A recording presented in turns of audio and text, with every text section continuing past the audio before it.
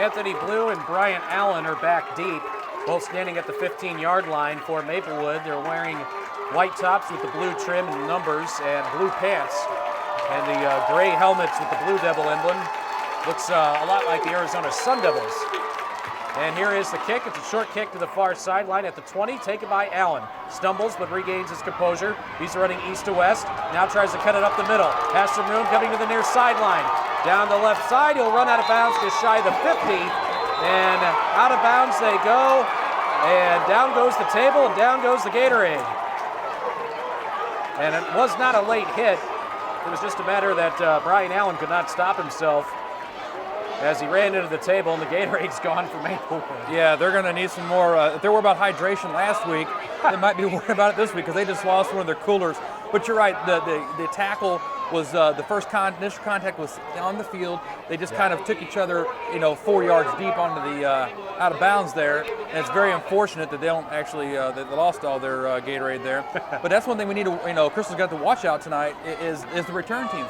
Maplewood had that set up perfectly. If it wasn't for Demetrius Terry and his speed, that's a touchdown. First and 10 for Maplewood at the 48-yard line. Les Williams started off under center, now moves to shotgun. 3 receivers set, 2 split off to the right, 1 to the left. Williams takes the snap, rolls back a couple of yards, throws over the middle, incomplete, in and out of the hands of Ryan Allen. He was running just a crossing pattern. He was set up in the slot on the right-hand side, came across to the left, and just couldn't hang on to the pass, incomplete. It was really good coverage there by Jake Beeler, number 55, defending Brian Allen there, who's actually number 2 on the program, but he's actually wearing jersey number 29 this evening instead of number 2. Travis Howard is another one to watch, as now we're going to go to a 5-receiver set. Williams alone in the backfield out of the shotgun. 3 receivers to the left, 2 to the right. Back to pass Williams, looking down the middle. Throws, overshot his man, incomplete. Travis Howard and Anthony Blue were both in the vicinity, but he overshot him, and Blue wanted a flag, but that was an uncatchable pass. And I'll tell you what, he does have an arm, and that was on a line, 35, 40 yards. That time, though, Maplewood had 2 receivers in the same vicinity. Chris City had 1 guy guarding 2 there. So Maplewood's going to want to make sure they get their receivers in different areas. But that right there, Chris City, it looks like instead of pressuring the quarterback, they're going to try to get as many guys in coverage instead of sending pressure in on Maplewood. Only a 3-man front for the Hornets on defense. Williams takes the snap, rolls to the left side, throws incomplete, intended for Anthony Blue. He threw it too short, an incomplete pass. It'll be a 3-and-out for Maplewood after the great kick return by Brian Allen. Maplewood can't do anything with it.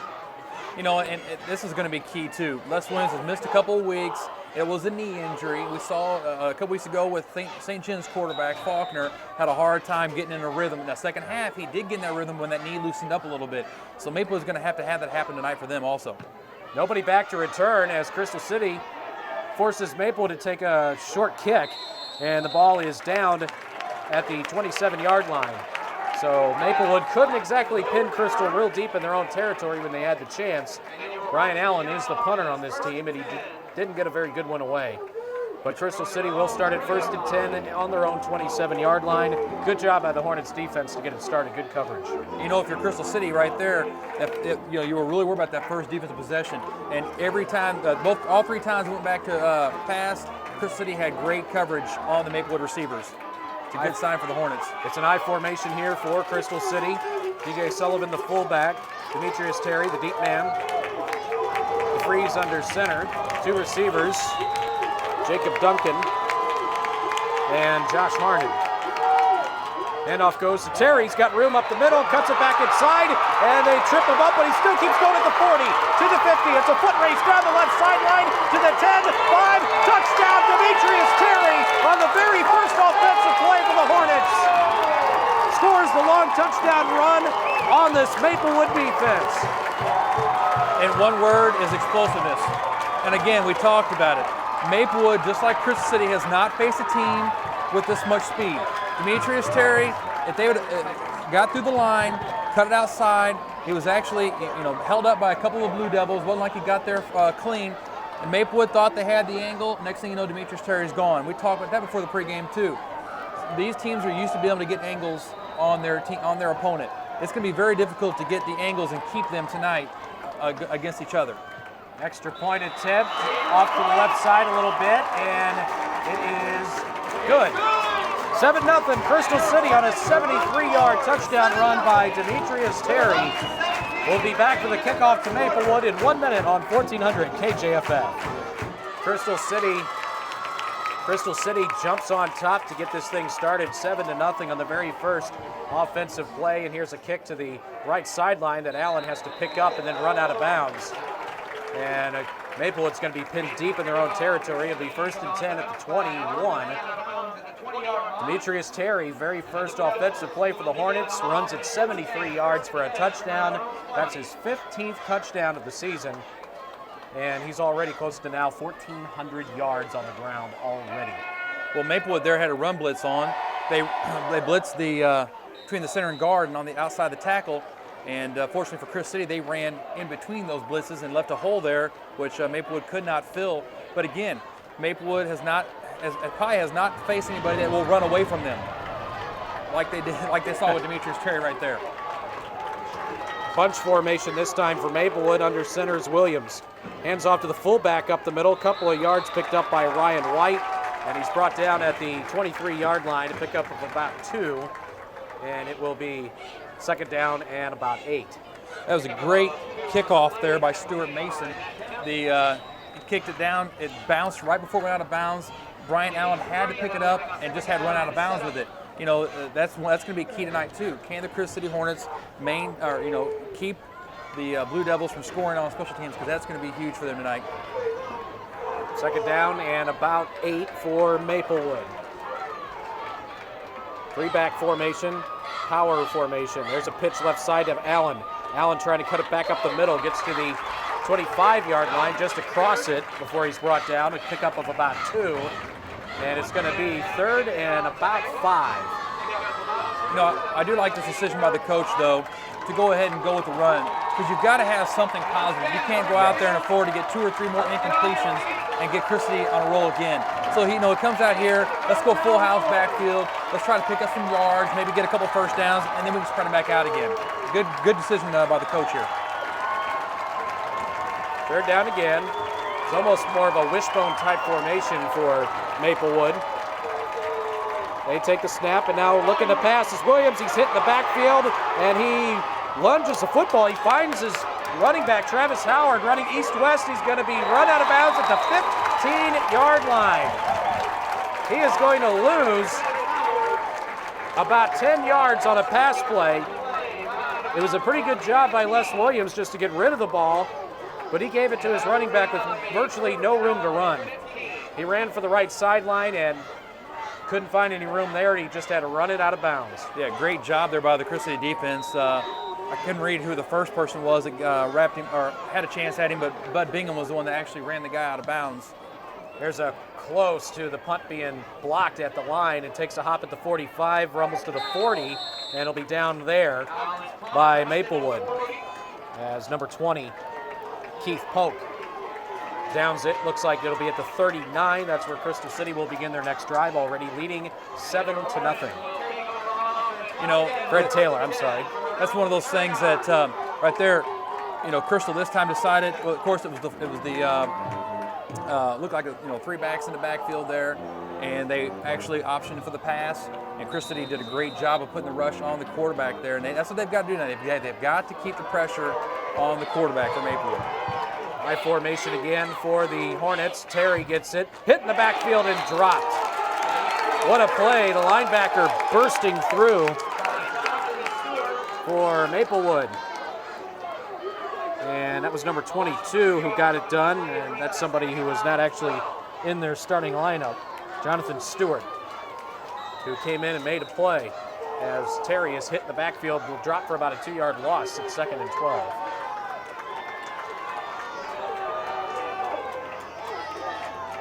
DeFreeze talking it over with his fullback, Sullivan. High formation again for the Hornets. And they give it to Sullivan, running right side. Not much there. Gets tripped up back to the original line of scrimmage, a pickup of 2, and it will be 3rd down and 10. You know, we talked about DJ Sullivan and his right arm, which is where he likes to carry the ball most of the time. But that time you saw he just covered it with both hands. He had an injury last week. He played through it, but again, it's a little tender, and I know he's a little nervous of taking a shot there and fumbling, and so he may not be as effective trying to move and juke as he usually is. I mean, he will run you over, but usually he's good at the stiff arm too, and it looks like now he's going to keep both hands on the ball.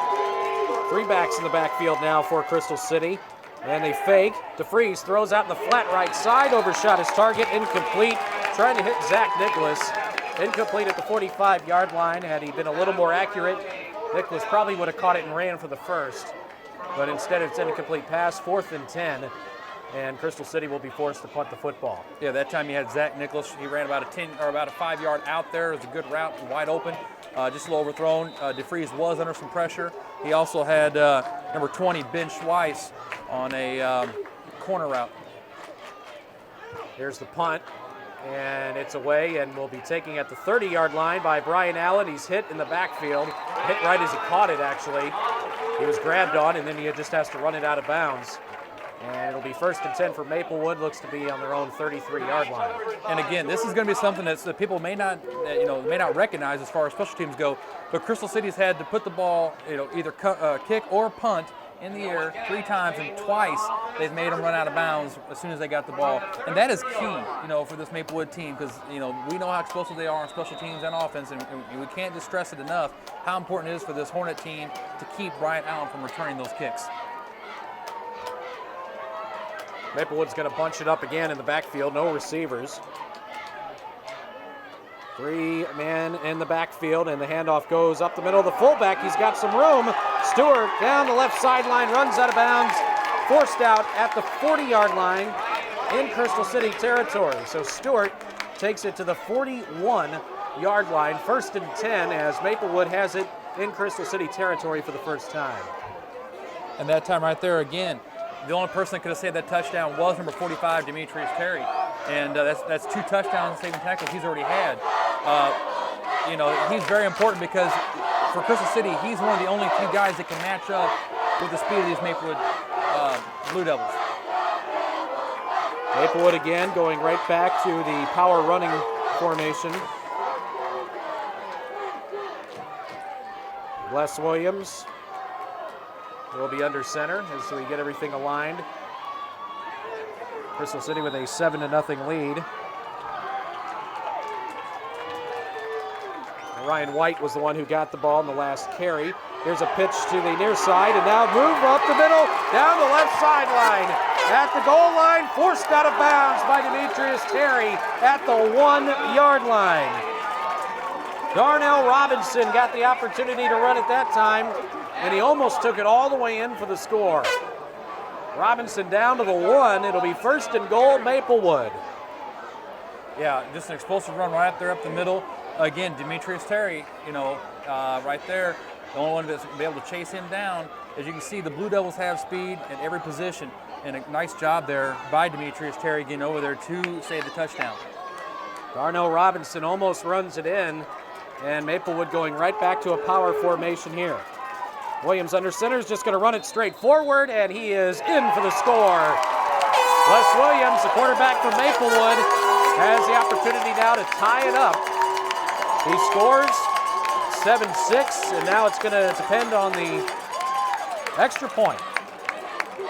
And so far this game, we're not even halfway through this first quarter, and we've seen both teams strike quickly, and just exactly what we all anticipated was that the offenses were going to be the prime show tonight, and the defenses were going to have to just dig in and see what they can do, try to slow them down a little bit. And the extra point attempt is off to the right side. Did it skip over? No, did not make it.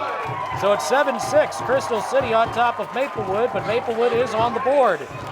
We got an update standing by. Craig Andrews from Fox High School as the Warriors take on the Seckman Jaguars. Let's go to Craig. Here, Crystal City on top of Maplewood.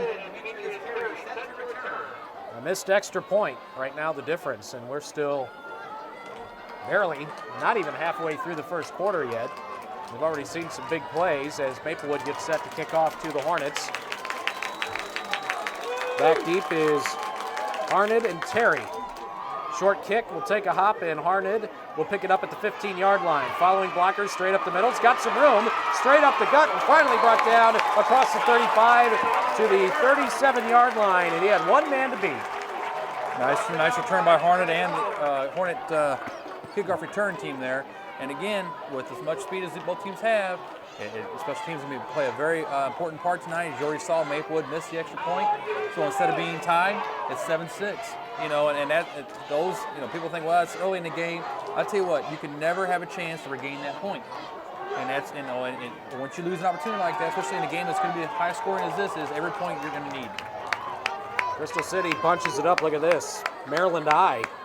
Here's a handoff to Terry, running up the middle, gets hit in the backfield, dropped right at the line of scrimmage.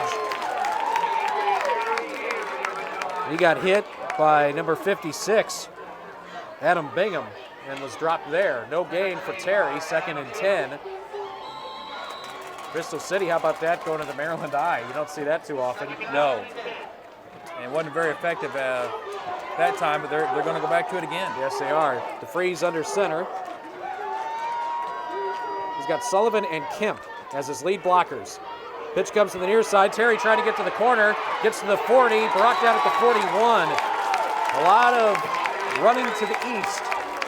And only a pickup of about 3 yards for Demetrius Terry. It'll be 3rd down and about 7 coming up. It looked like Crystal City got away with a little bit of hold there on one of the lead blockers.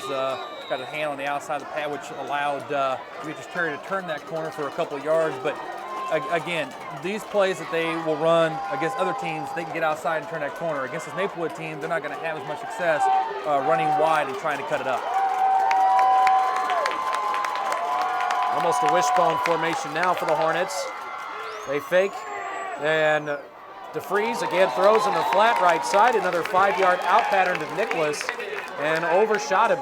Incomplete pass. It'll bring up 4th down. Crystal City will now be forced to punt. And I know this is one of Crystal City's concerns was having 3rd and long, where they're going to have to pass because they don't have a lot of confidence right now in their passing game as much as they do the running game. And all right there, DeFries had pressure from the backside, and you can feel that pressure coming. And even though he can't see it, you can feel it. And he's having to get away for the ball a little bit quicker than he wants to. Back to kick. Mason comes to the near side. It's a high kick that takes a bounce at the 40, rolls out near the 35. And Maplewood is going to get it on their own 32. That's where they mark it out.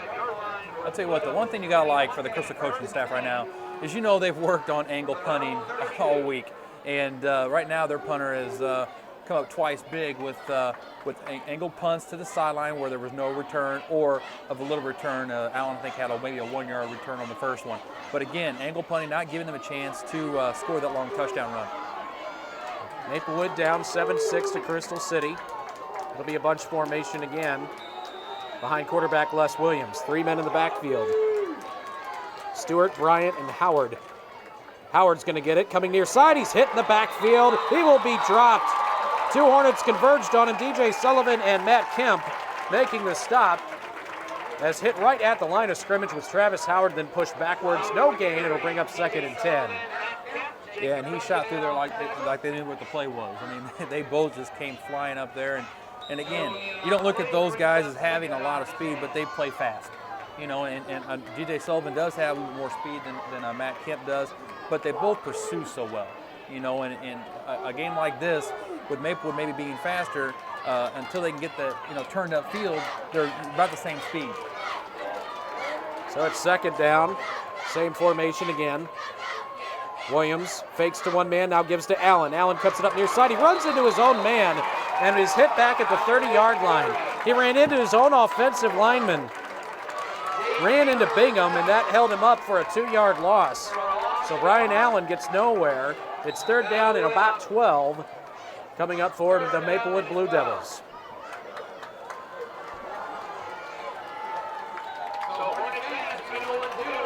And you're wondering how long it's going to take for this. Well, obviously, with 3rd and long, you're going to see them spread out a little bit, but you want to know how long the coach is going to stay in that running formation. And here's Williams now out of the shotgun. Backs it up a couple of yards, looking left, looking right. Now has to run with it. He'll be hit in the backfield and goes down. He is sacked on the play by Jordan Compton. And it'll be 4th down and long, and Maplewood will have to punt. Nice job by Jordan Compton. I mean, they only had a 3-man blitz. And right there, he had a lot of time. He stepped up in the pocket. The line did a great job. He held the ball too long. Jordan Compton just kept pushing and pushing and pushing. Finally fought off his man and held on to Les Williams there for the sack. Nice play by number 68, Jordan Compton. Just over 4 minutes to go, first quarter. Crystal City will be getting the football back, leading 7-6. Here's the punt by Allen, a great kick. Takes a bounce at the 38, is going to roll forward down near the 20. It'll be down, looks to be about the 18-yard line. What a kick for Brian Allen. No return by Crystal City. They're not even putting anybody back there to return kicks. No, that right there was a over a 50-yard punt for the Blue Devils there, and it just changed the field position right back over in the Blue Devils' favor. But again, Demetrius Terry, he doesn't care about field position. The further you move it back, the more yards he's going to get on his touchdown run. That's how he figures it. As he's already got a 73-yard touchdown run tonight. So to him, it doesn't matter whether you're 20 yards away or 80 yards away. He feels like it's the same. Crystal City's going to spread it out a little bit now. In the shotgun formation is Ian DeFries. He's got Sullivan back there with him. High snap, and DeFries is going to carry it straight up the middle. He runs into a buzzsaw, and down he goes at the 15-yard line. Number 63, Lonnie Stuckey, was the one who stopped him for the loss. That was a loss of about 4 yards. Make it 3. It'll be 2nd down and about 13. Yeah, they actually, Blue Devils had a corner blitz on. Travis Howard, number 3, was coming off the right side here. Ian DeFries was running the other way, but Maplewood just has so much speed. Anything that's going to be a little delay or anything, the shotgun is 4 yards back already. They're going to have a hard time getting the line of scrimmage. Hornets go back to the I formation. DeFries takes the snap, gives to Sullivan. He's got some room up the middle. Overpowering man across the 25-yard line, brought down at the 26. DJ Sullivan with a solid pickup. Brian Allen was the first one to hit him, and Sullivan just kind of ran him over, but was slowed up enough to where he went down. And that was a pickup of about 10 yards for Sullivan, and it's 3rd down and about 3. Great run there by DJ Sullivan. Nice blocking by the line there. DJ Sullivan just runs hard. Very few people are going to bring him down one-on-one, and he got his team exactly where they want to be. 3rd and short where they can run the ball again. They've got to stay out of the 3rd and 5s, 3rd and 6s. The 3rd and 3 or less is what the Hornet staff wants. There's a flag in the backfield. Was that dropped? I think it was just dropped. They're just picking it up. It did look like, though, on the far side that the receiver had repositioned himself towards the line right before the snap. So I don't know. He must have got set just in time. But there was some movement on the other side of the field. I think that's what the Blue Devils coaching staff here are questioning. Did he get reset in time before that ball was snapped? We're going to go to the Maryland I once again. 3 men in the backfield. DeFries takes the snap. He's going to give to Sullivan. DJ running straight up the middle will get the first down. Brings it across the 30 down to the 31. That'll be a pickup of about 5 yards. 1st and 10 for Crystal City. Here we go. We start bragging about how high-powered the offense is. In the last possession or 2 for each team, the defense has really come up pretty strong here. And but this is what Crystal City wants to do. They don't have to have the big play. They'd rather get 3 or 4 yards of pop and drive the ball down the field. Sullivan gets it again up the middle. He just gets run into that pile and it just moves forward for a couple of yards. Looks like they'll mark him down at the 33. That'll be about a 2-yard pickup. It'll be 2nd down and 8. Hornets leading 7-6. A minute and a half remaining in the first quarter. Last check, Fox was leading Seckman 7-3. Big rivalry game there. Yeah, and who would have thought that game would be one of the more exciting matchups of the night. You got 4-2 Seckman against 5-1 Fox. Here's a late pitch given to Terry coming to the near side. A great tackle as he gets undercut at the 35, make it the 36. Brian Allen brought Terry's feet out from underneath him. What could have been a huge pickup ends up only being about a 3-yard gain for Demetrius Terry. It'll be 3rd down and 5 coming up. And again, that's one of those plays, if any week 1 through 6, that play would have been there, that would have gone for a touchdown. But with Brian Allen, just his closing speed is, unbelievable. Just like Demetrius Terry on the other side, closing speed. But he just dove right at his shins, took him out, right down he went, Demetrius Terry. Maryland I again, handoff up the middle. There's room for Sullivan. Gets across the 40, near the 41, may have first down yardage. Big 3rd and 5, and looks like Sullivan is perhaps going to have the first down. If not, it's going to be very, very short. I think he's going to come up just a bit short, but this is going to be huge right here. What do? It's less than a yard. It's a tough call. I feel Coach Ridgway will probably go for it. He's got confidence in DJ Sullivan. He's got confidence in Demetrius Terry. When you're a running team, and I know you're on your side of the field, but it's less than a yard. And, I guarantee Coach Ridgway feels confident enough that his team can pick up a foot. They're going to bring out the chains. When it's this close, you could even use Ian DeFries, who's a strong kid, as a quarterback sneak. He's not very big in stature, but he's a very strong individual. The only drawback is you're on the 40-yard line. If you don't get it, you're going to be in trouble. But, in one of these games, though, again, does it matter whether you're on the 40 or on their 40? And that's one thing the coaches have to, keep in mind. We need to keep this ball. And it looks like they're going to be going for it as we see DeFries back onto the field. It's 4th down and less than a yard. Crystal City on their own 40-yard line, looking to be going for it here on 4th down. Leading 7-6. We get our very big first play of the game right here. Crucial play. Maryland I coming out for Crystal City. Let's see if this might be just a smoke screen for DeFries to run it right up the middle. This is one of those plays, too, that if they do go to Demetrius Terry up the middle with only having one guy back, this is a play that instead of getting a foot, could go 60 yards for a touchdown. True. DeFries takes the snap. They give it to Sullivan. He's got it by a mile. Still on his feet. Still pulling tacklers with him across the 50, down to the 45. DJ Sullivan carrying tacklers with him. He's going to turn that into a 15-yard gain. 1st and 10. Crystal City now has it at the Maplewood 45-yard line. He's an exact reason why people love to watch fullbacks carry the ball too. It's just exciting to watch. He doesn't have that great breakaway speed that Demetrius Terry does, but it's just fun. It's as much fun watching him as it is Demetrius Terry running that football. Well, the first quarter is going to come to the end, and Crystal City leads it 7-6 over Maplewood. We're going to step aside. Craig Andrews is set for another update from Fox High School. We'll go to Craig. Following his update, we'll take a 30-second break here on KJF. Go ahead.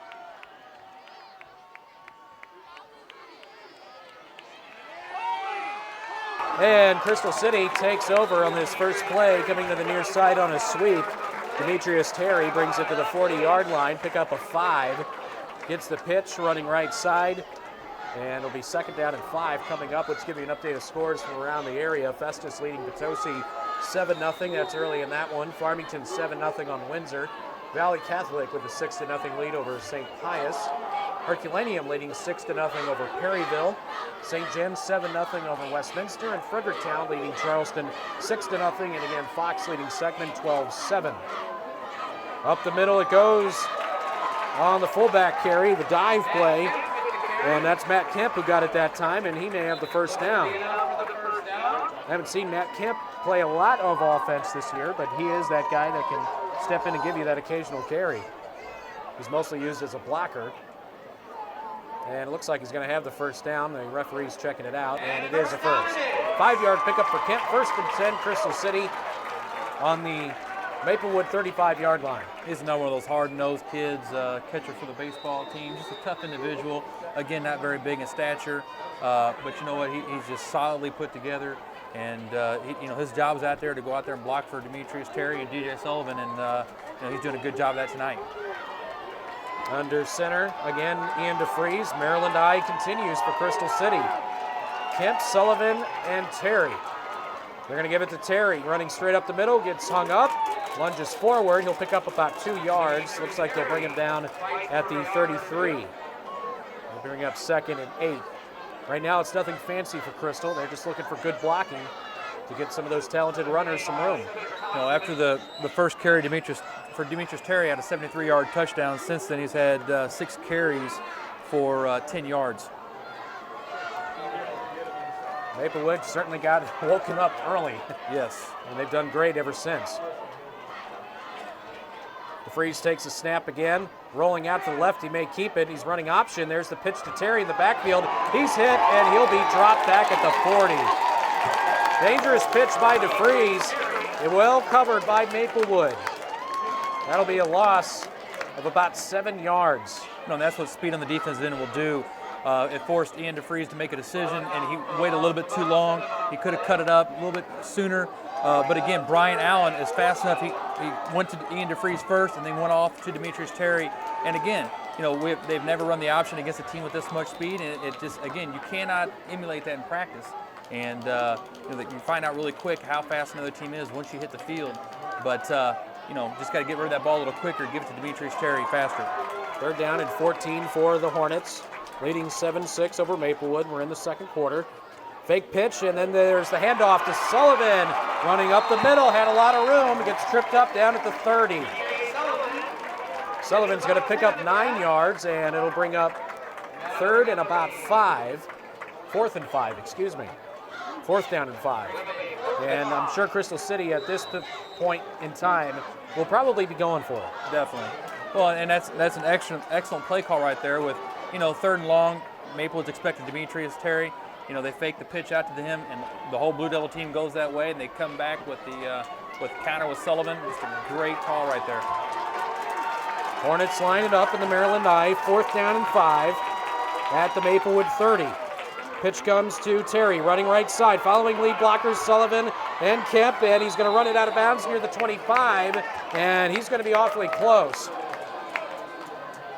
Yeah, and looks like they marked him out just shy of the 25-yard line, and I don't know if he got it. It's from where they marked him out, that looks kind of difficult. Well, it's one of those things that Demetrius Terry needs to realize, before you get the ball, you've got to realize where that first down is. And he kind of just, ran himself out of bounds there. And I'm sure if he had that to do over again and knew exactly where that first down was that he needed, he'd have turned that up the last foot or two inside the playing field there and turn it up and get that first down. Dive or do what you have to do, but you just can't run yourself out of bounds coming up 6 inches short here possibly. But, again, kids have got to become aware of where that first down marker is. They bring the chains together. They look at it, and Crystal City did not get it. They turn it over on downs. Terry did not get enough yardage. He missed it by about 5 inches. That's about it. When you have the college and the pros that have the orange markers laying on both sidelines where you can see. So when you get close to that, you know what you have to do. In high school, you don't have that. Yep. And good point. So when you're a running back, you have really got to understand where you need to go. And he, right there, the nose of the ball is on the line. He needed to get across the line. So again, it's about the width of that white line, and that's it. But that's huge right there. 1st down and 10 for Maplewood, lined up on their own 30. They bunch it up again in the backfield. And the handoff goes up the middle of the fullback, Ryan White. He picks up some solid yards, gets across the 30, finally tripped up after a 7-yard pickup, make it 8 yards. Bring up 2nd down and about 2. Brian Allen is now in at quarterback for Maplewood. Les Williams apparently has gone to the bench. Right there, a great tackle with Matt Kemp, but number 68, Jordan Compton, out of his defensive tackle position there, did a great job, or defensive end, I'm sorry, just did a great job of holding on for a split second and slowing down the runner, Ryan White, for the rest of the Hornets to get there. Maplewood brings it back to the line. Again, Brian Allen is in at quarterback. And we got time. We got a flag thrown in the backfield behind the Crystal City defense, and this could be a delay of game. It is. That's the first penalty we've seen tonight on either team. That'll push him back 5 yards. It'll bring up now 2nd and about 7 instead of 2nd and 2. Clock right now currently stopped with 7:46 to go in the first half. Crystal City leading 7-6. The Hornets got on the board with a 73-yard touchdown run by Demetrius Terry. That was on Crystal City's first offensive play of the game. Maplewood answered a short time later. A long run by Darnell Robinson set up the quarterback keeper touchdown by Les Williams.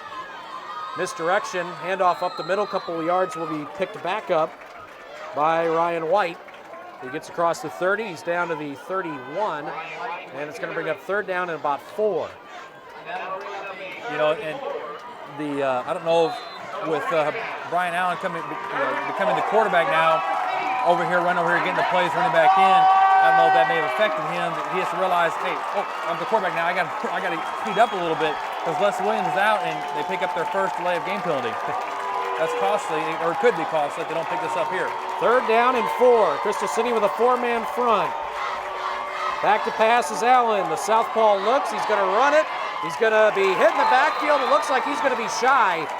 He is hit by Matt Kemp, brought down at the 34-yard line, and he's going to be about a yard shy of the first. And that's going to bring up 4th down and 1, and Maplewood has no choice. They have to punt it away. They can't risk it being on their own 34-yard line. He knew he was going to get hit. I mean, right there at the end, he just kind of cringed and kind of went down there, and not that I blame the kid. You know, you got somebody coming barrel down in front of you, you got people chasing behind you, but he really didn't want any part of that, but they are going for it here, Ryan. Wow, I can't believe this. Unbelievable. Power formation, Allen's going to keep it himself. He's hit right at the 35-yard line. That might be enough.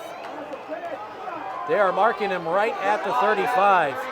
And from this vantage point, it looks like he got it. That's a gutsy call by David Harris, and it looks like it worked out. Well, Brian Allen slipped. It was a quarterback sneak. He went off to the left side, but he slipped his first step, put his hand down, caught his balance, and that's where it was actually a pretty decent mark by the official because that's where he hit. But then as soon as he hit, he brought the ball up a little bit, about another half yard. But they put the ball back to where it was at. This is going to be a close call. It's another one of those 4 inches or less here. You're right. Well, they get set. They extend the chain. And do they have it? He's looking. The ref is still looking. He hasn't signaled yet. And he didn't get it. My goodness. He was just 2 inches short, if that. Crystal City takes over on downs, and this could be a backbreaker play called by David Harris as they didn't get it. Now Crystal City has it 1st and 10 on the Maplewood 35-yard line. Well, I don't know if they call football a game of inches, but it certainly has been the last couple of these possessions. last 2 possessions have. Within 4 inches, and that was within an inch. As the official made the mark, he didn't even use 2 hands. He used the thumb and the pointer finger. You know, you don't ever see that. Usually they're using 2 hands. He just put the thumb and the pointer finger together. That's how much space it was there. But again, a great hold by the Crystal City defense there. That's what they had to have. And then they picked the ball up here at the 35, the Maplewood 35-yard line with just over 6 minutes to go here. 6:06 remaining in the second quarter. Crystal City 1st and 10 on the Maplewood 35. Maryland I still for the Hornets. DeFreeze takes the snap. Sullivan gets it, running up the middle on a dive play. Runs over a man at the 30, and he'll be brought down at the 28-yard line. Tough tackle made there by 42, Devin Lindsay for Maplewood. Sullivan ran him over partially, and that's going to be a pickup of about 7 yards. Sullivan has really come up with some big plays so far over the last couple of possessions for the Hornets. You know, and knowing DJ Sullivan, you know, he just loves this kind of game. You know, where everybody's talking about the speed here and the speed there, and he's just like, give me the ball, I'll go up the middle, I'll get those tough yards for you, and have those little speed guys come up and tackle me. And so, you know, he's loving this right now. DeFreeze again, gives it to Terry this time. Has some room, now he goes to the far sideline to the 20, out of the 15, and run out of bounds at around the 13-yard line. Demetrius Terry found a seam, picks up the first down plus a lot more. He's going to pick up 15 yards, his longest run since that 73-yarder he had way back in the first quarter. Nice lead block there also by DJ Sullivan. The initial hole was there by the line, and then DJ Sullivan went right through there. Demetrius Terry did a great job of following him, and he picked up the block on the first cornerback that he saw, and finally run out by Brian Allen. Here's Sullivan running it up the middle. He's got some room. He breaks a tackle down to the goal line. He's just shy of the touchdown. Brought down at the 1. DJ Sullivan. This may be takes a it hold, 12 though. yards, but yeah, you're right. There is a flag. The flag stands at the 5-yard line, and it is going to be a hold. The referee looked the opposite way to give the sign. The press box over here, ref. Yeah, that time you knew it was a hold because the official, when they went to throw the flag, threw it right at the player that was holding. It's at the 5-yard line, so it actually came a little bit later on in the run for Sullivan, so they won't take all of the yardage back, but they'll take away a good chunk of it. So it goes now 1st and 11 from the 14. So he gets credit for about a 7-yard run there. Not as good as the 15 or the 17. He's going to get it right back again. Sullivan stood up at the line of scrimmage, running left side. Shook off one tackler, but is finally brought down by a couple of Blue Devil players. And that's about a 2-yard pickup on forward progress by Sullivan. It's now 2nd and 9. Clock down to about close to 4.5 minutes. 2nd and 9 for Crystal City on the Maplewood 12-yard line. DeFries takes the snap, hands off to Terry. He's stumbling, dancing in the backfield, and he's hit at the 15, dropped backwards. And he's going to be down at the 16-yard line. That's going to be a loss of about 4. And now it brings up 3rd and long as Terry, just like he indicated in pregame, Spencer, he kind of dancing around. He was looking for something to open up, and nothing was there. And Maplewood just converged on him, and several tacklers brought him down for a big loss.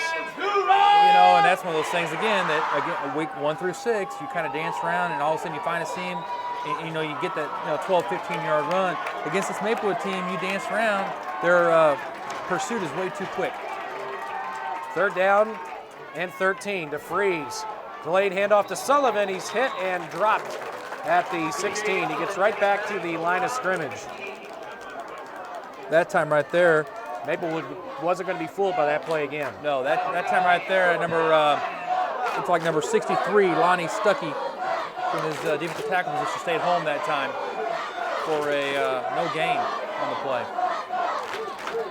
4th down and 16 or 4th down, and 13 from the 16-yard line. Crystal City going for it. Not going to opt to go for a field goal here. And Crystal's going to spread it out a little bit more. You got to watch Demetrius Terry here in the slot. And Terry's in the slot. Another receiver out to the right side. Out of the shotgun to Freeze. High snap. They give it to Sullivan. He's hit in the backfield. Dropped. Nowhere to go, and Crystal City will turn it over on downs. Maplewood was all over that play, and they're going to get it back on their own 21-yard line. So Maplewood takes over. We got another update from Fox. Craig Andrews is there to tell us about the Fox Seckman game. Let's go there.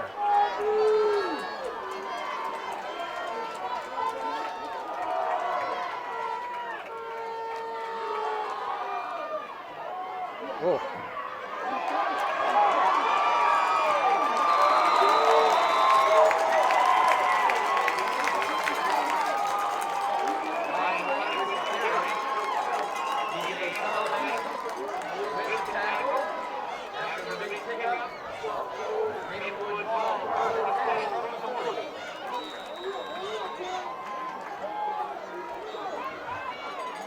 Maplewood on their first play from scrimmage after taking over on downs. Ryan White runs at 19 yards to the 40-yard line.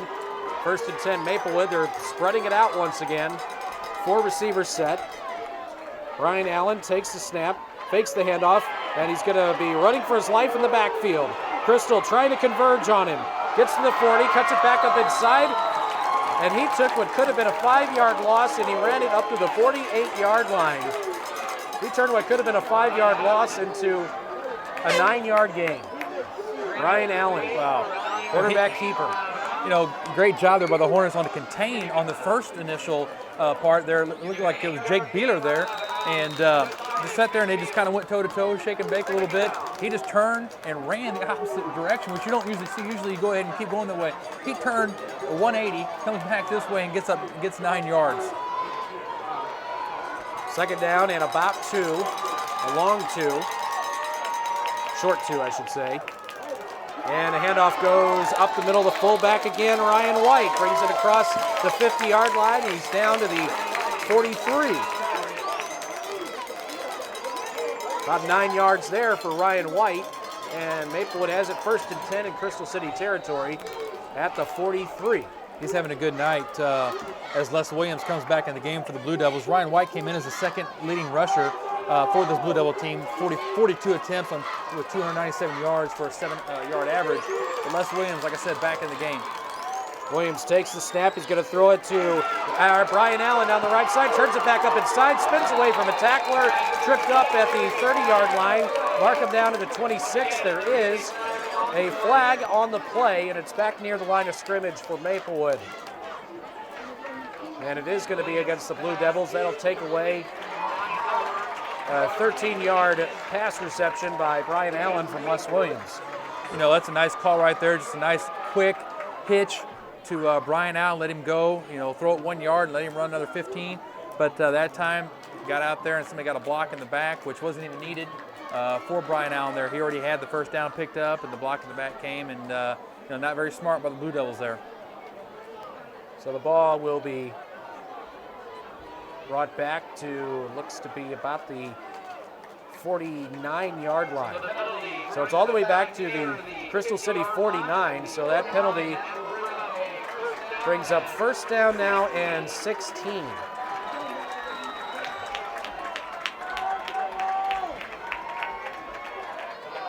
And again, Les Williams back in at quarterback. He's a right-hander.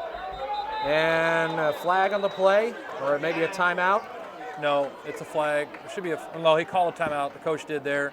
Brian Allen wasn't on the line like he was supposed to, so Maplewood's coach called a timeout there.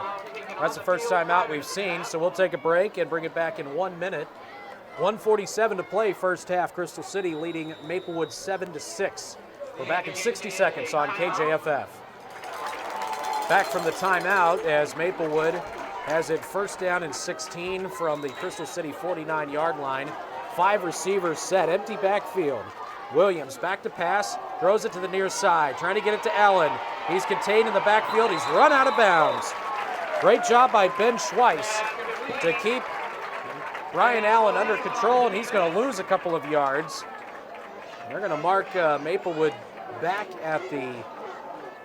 now on their own 47-yard line. So that's a loss of about 4. And Maplewood now looks at 2nd down and about 20. I know we were worried about, Crystal City secondary was worried about Maplewood's passing, but so far I have Maplewood as at negative yards actually in the passing game so far this first half. They haven't been able to complete very many, that's for sure. Williams rolling out to the right. He's got a man down the right side, and the ball is caught. No, dropped at the last minute. Allen could not hang on. He would have been down to the 10-yard line.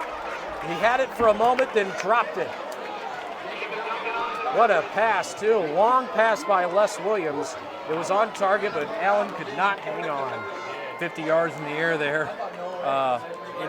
Nice coverage there by number 12, Jacob Duncan, a sophomore safety for the Hornets. Allen did have a step or two, but when he's got a 40-yard run on you, step or two is not too bad. Spread formation again in the backfield. Williams, 4 receivers set. Williams backs it up. He is flushed out of the pocket, steps up, throws across the middle of the field towards the end zone, and the ball is caught down to the 5-yard line. What a catch! Trying to see the number on that young man who made one heck of a grab. That was Kevin King. Kevin King has it 1st and goal for Maplewood after a great diving catch. I can honestly say that's one of the best high school catches I have ever seen. And just the way he laid out perfectly. He extended himself, but it wasn't like it was chest high. He laid out, and the ball was about shin to knee high. For him to hit the ground and hold on to it was just an amazing catch right there by Kevin King. First and goal for the Blue Devils. Handoff up the middle, and the fullback is close to the goal line. He's going to be a little bit short. I think they gave it to White. And it was White. He brings it down to the 1 yard line, pick up a 4, and it's second and goal inside the 1 yard line. I mean, we got to go back to that play as the clock's running here with 46 and it's still running. But that was the post pattern that he ran. It was a 47 or 48 yard reception there, and it was just amazing how he came up with that ball, extended. Second and goal from the 1. Williams takes the snap, pitches to the right side, trying to get to the corner. Is the ball carrier, and he's not going to make it. He's brought down, and there's a flag on the play. Darnell Robinson was trying to run it in, trying to find room to the right side. Brought down at the 1. Really no gain, but there is a flag on the field. Yeah, it looked like at the beginning of the play, the outside was there, but Crystal City had great pursuit there, closed in. Made the tackle, but looks like they probably got the hand up around the face mask area also. As Robinson was coming back to the huddle, he was pulling to his face mask. Actually a 1 yard loss there. But again, knowing where you've got to go to. I mean, that's the goal line there. He's got to cut that up into the middle there. But again, you're used to playing teams that aren't as fast as your opponent. And, again, week 1 through 6, that ball goes in for a touchdown. But you're playing a team with just as much speed as you have. And it's different from the playing right now. The clock obviously has stopped as the referees continue to discuss this. Looks like it will be on Crystal City. It's going to be a face mask. Robinson has actually lost a yard on the play. Well, the ball was inside the 1, so this is a penalty. They're going to put it, the actual penalty is going to be about a foot. Yeah, or 2. But they do get a fresh set of downs, though. Yeah. But with 21 seconds here, if I was Maplewood, right now they're talking about whether they want to call a timeout or not. What I would do, I call the play right now, and I go up there and save my timeout. Well, they've only called 1 timeout, so they still have 2. Right, but if you call a timeout here and then you don't make it, you still, you've got 4 downs here, but if you only got 2 timeouts, you've got to get in, or the game, you're going to go to halftime. So that timeout is huge right here. Well, it's going to be another first and goal for Maplewood. They'll probably have it at the 1 yard line. I guess you count half the distance to the goal, which will only be a yard because the man was brought down at the 2. Or it's going to be inside the 1. It's going to be like at the half-yard line. Yeah, because they were already at the 1. Yep, that's true. So, right here, I don't know. It looks like they're not going to line up and run a play, but that's exactly what I would do. Save your timeout, go in the huddle, call the play. As soon as they tell you to go, you go. Maplewood with a chance to take the lead before halftime, and here comes the timeout. So it's going to be first and goal after the penalty. They still have a second down marker there, but that's not right. It's going to be first down. They'll get a fresh set of downs after that penalty. We'll take a break as well. We'll bring it back here in 30 seconds. Crystal City leading 7-6. We're in the waning moments of the first half on KJFF. With 21 seconds remaining in the first half, Maplewood's going to attempt to go into halftime with the advantage if they can score here. It's second and goal from the half-yard line. Williams under center, takes a snap, he's going to run it straight up the middle, and he will score. Touchdown Maplewood. Williams with his second quarterback keeper for a score, and Maplewood has taken the lead with just a few ticks remaining in the first half. Les Williams with his second 1 yard run tonight, runs it in, gets them 12 now. I won't be surprised if they go for 2 here.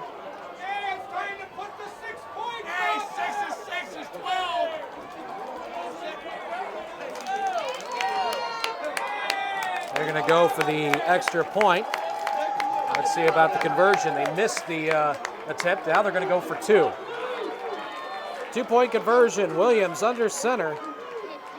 Hands off to the fullback. Ryan White will not get there. He's held short on the run up the middle. He's not going to make it. Failed conversion. Maplewood leads it 12-7 over Crystal City. We'll take a 1-minute break. Kickoff to the Hornets after this on KJF.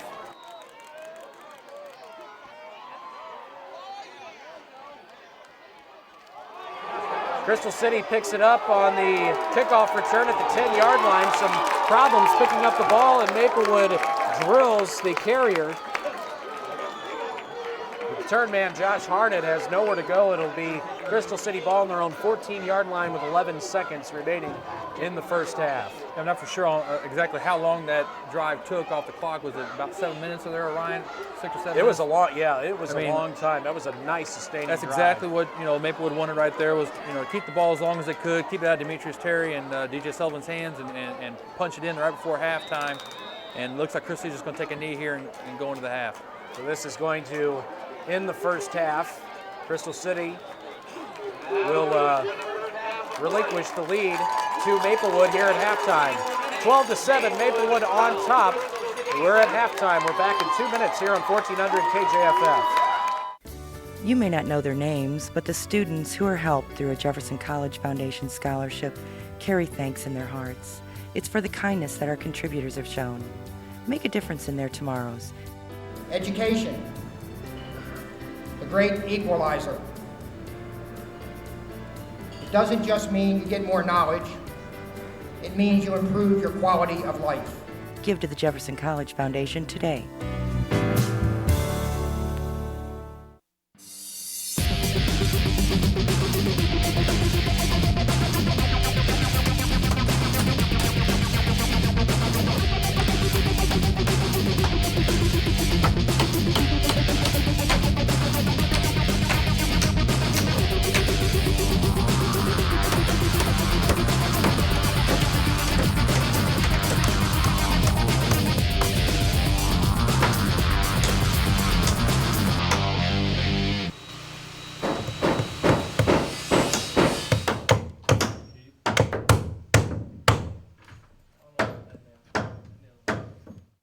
Kickman will be Travis Howard.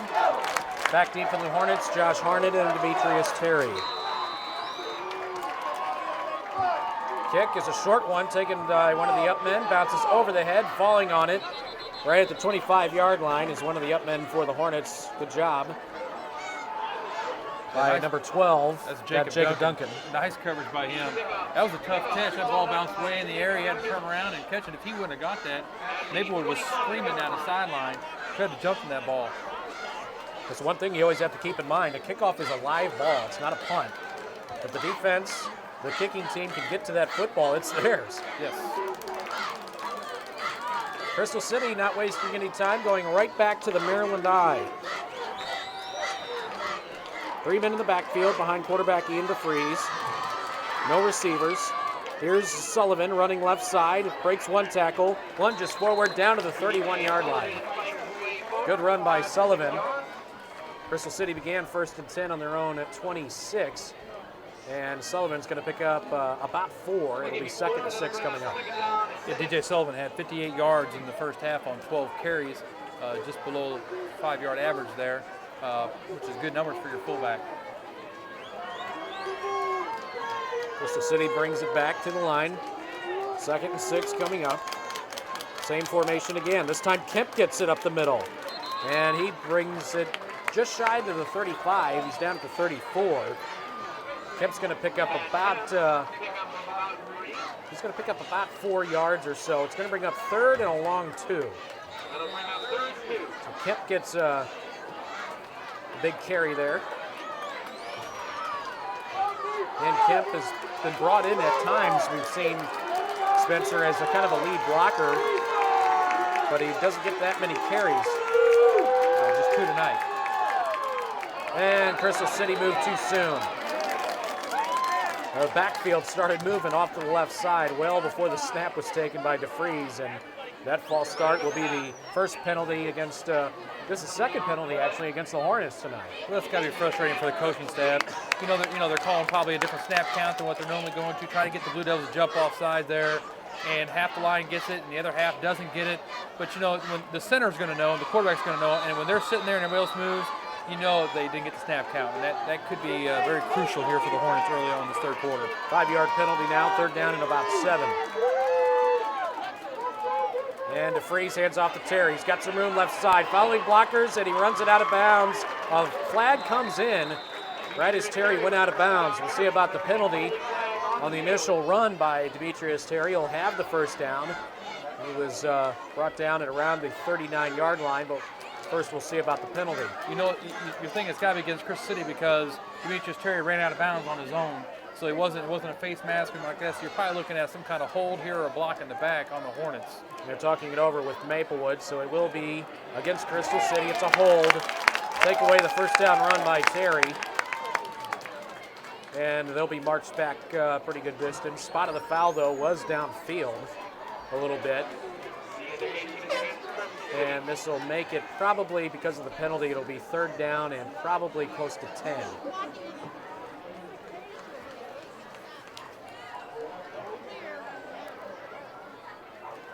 They start to mark off the penalty yardage.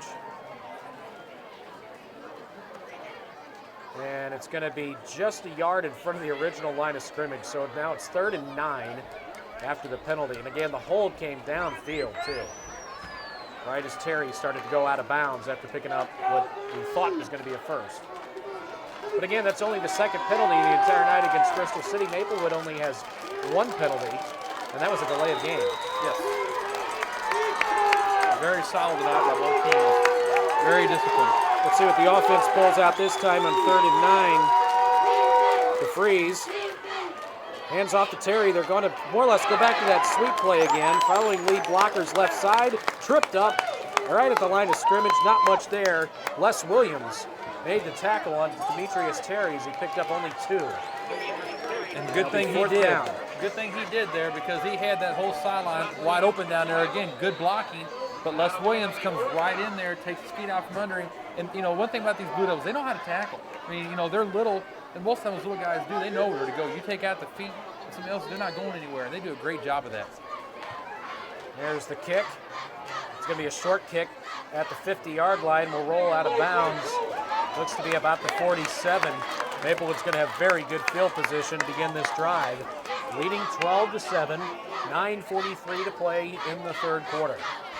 There again, it's only a 25-yard punt for the Hornets, but again, angled to the sideline where there's no return. That's better than a 40-yard punt and a 70-yard return the other way. So again, the Crystal City punter is doing a good job of what the Crystal City coach staff has asked him to do, and that is angle that ball to the sideline.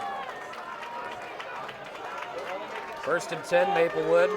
Again on their own 47, I formation. Williams hands off to the fullback, Stewart. There's a flag that comes in. Ryan White, was the ball carrier. And he picked up about 3 yards, but we'll see about the penalty, which was thrown right in the pile. And it will be a face mask against Crystal City. That's the second time we've seen a face mask penalty on the Hornets. Now they've had a false start and 2 face mask penalties tonight. And this is not the time of the game right now where you can lose your focus and lose your concentration. We've seen the Hornets do that 3 times just in the first less than 3 minutes here gone by. And, one, it took you out of a first down, and now you go back on the other side of the ball and you're given first downs. And Maplewood's the kind of team that they don't need any help. If you give any help, they're going to take advantage of that. And this Hornet team needs to get back to that first half where they played very disciplined football. After the penalty yardage, it's 1st and 10 on the Crystal City 36. Williams back to pass, fakes the handoff. He's going to bring it to the left corner of the end zone. He's got a man and a diving catch in the end zone. Touchdown, Ryan Allen. Another unbelievable diving catch by one of the Maplewood receivers.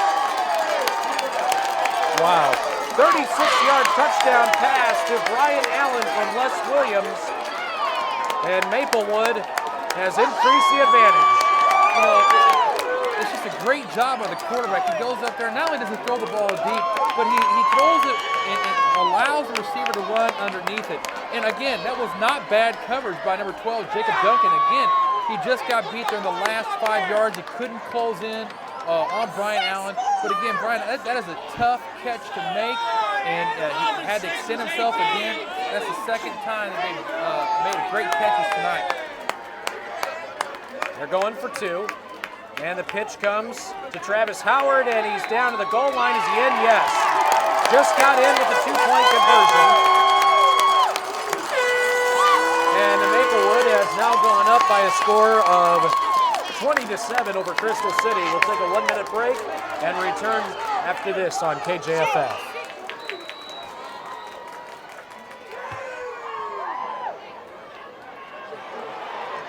Kickoff to Crystal City. And some room there for the return man. Finally, he is brought down at the 27-yard line. A little bit of room there, but Maplewood converged on it quickly. Crystal City needs to get the offense going as they trail now 20-7 to Maplewood. You know, that's not what you want right there by your return man. You know, kind of dance around and just kind of, you can't come to a halt on your kickoff return. You've got to go, find a seam, and then just go for broke. And you can't just stutter around and let the outside guys come behind you and catch you like that. You got to explode. Handoff goes to Sullivan. He gets tripped up, picks up a few yards going up the middle, broke 1 tackle, and then went down after he gets to the 31-yard line. That'll be a pickup of about 3. It'll be 2nd and 7. And you know, this Maplewood team, you know, again, we talked about their passing, you know, and their yards. They haven't had a lot of yards tonight, but their 2 pass plays, I mean, pretty much 2 that they've had, were great catches by the receivers, great passes by the quarterback to set them up for touchdowns. And here is Kemp. Good job hanging on to the footballs. He got across the 35-yard line, running off the left side, off left tackle, brought down. Looks to be around the 36-yard line. Good new run by Kemp. It'll bring up a 3rd and short. Kemp picks up about 4 yards. It'll be 3rd here and about 2.5 or so. Make it 2 yards. You know, Crystal cannot get too much further behind because they don't want to have to go where they have to pass. So they've got to be able to keep close so they can keep running the ball. Here's Sullivan. He'll pick up the 1st down, brings it across the 40-yard line. Again, everybody taking hacks at him, but he broke off a couple of tacklers and brought down at the 41-yard line. Sullivan picks up the 1st down. Crystal City moves the chains. You know, Crystal City, they can't press the panic button yet. They've got plenty of time. You know, they just go out there and do what they do best, and that's run the football between the tackles and put the pressure back on Maplewood's defense. Oh, and once again, the backfield moves too soon for Crystal City. Again, the snap count moves Kemp and Sullivan before the snap to Ian DeFries, and that's another 5-yard penalty. And now it'll be 1st and 15 from the 36-yard line. Second time that's happened, second time in a row. Last possession it happened, and it happens here again. You know, what the coaching staff's trying to do is they're trying to get Maplewood lunging forward and then snapping the ball. You know, trying to get some kind of jump on the defense here, but their offense is not disciplined right enough to do that right now. Terry in the backfield breaks one man's tackle and then is brought down at the line of scrimmage. No gain for Terry. He may have lost one. Just seems like Demetrius is just not getting the ball soon enough. By the time he gets it, Maplewood already has several guys in the backfield. Well, he's used to having those big holes, and he's used to having a little seam that he can get through and exploding through. Right now, those holes are closing quickly, and it's just because Maplewood right now, they have 10 guys within 3 yards of the line of scrimmage. There's not a lot of daylight there. Here's the pitch to Terry. He's got some room. He gets hit hard in the backfield. One man stood him up, and he gets polished off by Bingham. Bingham in there on the play as well as Les Williams. Terry got hit in the backfield and then stood up for a moment. He broke the one tackle and then just got absolutely popped. Wow, number 45, Cedric Thompson just laid the wood right there. I mean, he just lowered the boom down on Demetrius Terry there. Looked like the ball may have come loose on the play as the The referees are talking it over. And they're going to pick up the flag, it looks like. It looks like it might be against Maplewood, because now they're talking it over with the Crystal City captains. Demetrius Terry, again, was brought down for a loss. And it was a loss of about a yard. Did they throw a flag or did they pick it up? Looks like they're picking it up. I can't tell now. You know, and it's one of those things too, like, you know, the coaching staff's going to work on that kind of stuff in practice, like with the long counts and that kind of stuff. And the team has got to be disciplined enough, you know, to carry out what the coaches want them to do. And the coaches are helpless. Once that play goes in there and they, you know, try to give their team an advantage, the team has got to be disciplined enough to do that, which the second half they have not been. You know, so you can't fault the coaching staff for trying to change up the snap count, trying to give his team an advantage. But again, the team has got to be disciplined enough to follow through what the coach is asking them to do. And again, right now, Chris, they just need to calm down because they have, again, it's not the fourth quarter with 7 minutes to go. It's the third quarter with 7 minutes to go. And, you know, Maplewood really has not just stopped them. Crystal City seems to have stopped themselves, or they've come an inch or two short from getting a first down and keeping the drive going. All you have to do is just stay confident, keep blocking, and hopefully Demetrius will break one for the Hornets here. Crystal City goes back to an I formation now. And back to passes to Freeze, brings it over the middle, and his intended receiver really had no shot at that. He got stood up a couple of yards into the pattern, and the ball went right over his head. It was intended for number 23 of the Hornets. That was Michael Schilly, and that was doomed from the get-go. It looked like Schilly ran a 10-yard, about 7 or 10-yard curl route, and DeFreeze was expecting him to go down the inseam there, inside on the seam, and just miscommunication. Now it's third down and about 16. And Crystal City spreads it out a little bit more, 2 receivers. DeFreeze is going to bring it to the far sideline, and he overshoots his target. He was trying to get it to Donnie Nash. Incomplete pass brings up 4th down and 16. DeFreeze has not been able to complete a pass tonight. You know, and you got to give Maplewood defense some credit. Looked like they've made some changes at halftime. They've put more guys in the box. Before they were only putting about 8 guys in the box. Now they've got 10 guys in the box, and they are forcing Crystal City to put the ball in the air. And right now, Crystal City has not had success with doing that. So the Hornets are forced to punt. Kick is away, and it's a short kick that's going to come to the near side and out right at the 48-yard line. Maplewood is going to have excellent field position once again. Already leading 20-7, the unbeaten Maplewood Blue Devils will get the ball back with a chance to really put Crystal City in a hole. You know, and I won't be surprised if, you know, Maplewood's coach goes for it right here either. You know, first down right now, Christie's kind of hanging their head just a little bit. Now's the time if you're going to take a shot again, you do it right away and go for that jugular. You know, that they've been doing it last couple possessions, and I won't be surprised if they do it again this possession with Brian Allen split out to the right there. Allen now in motion.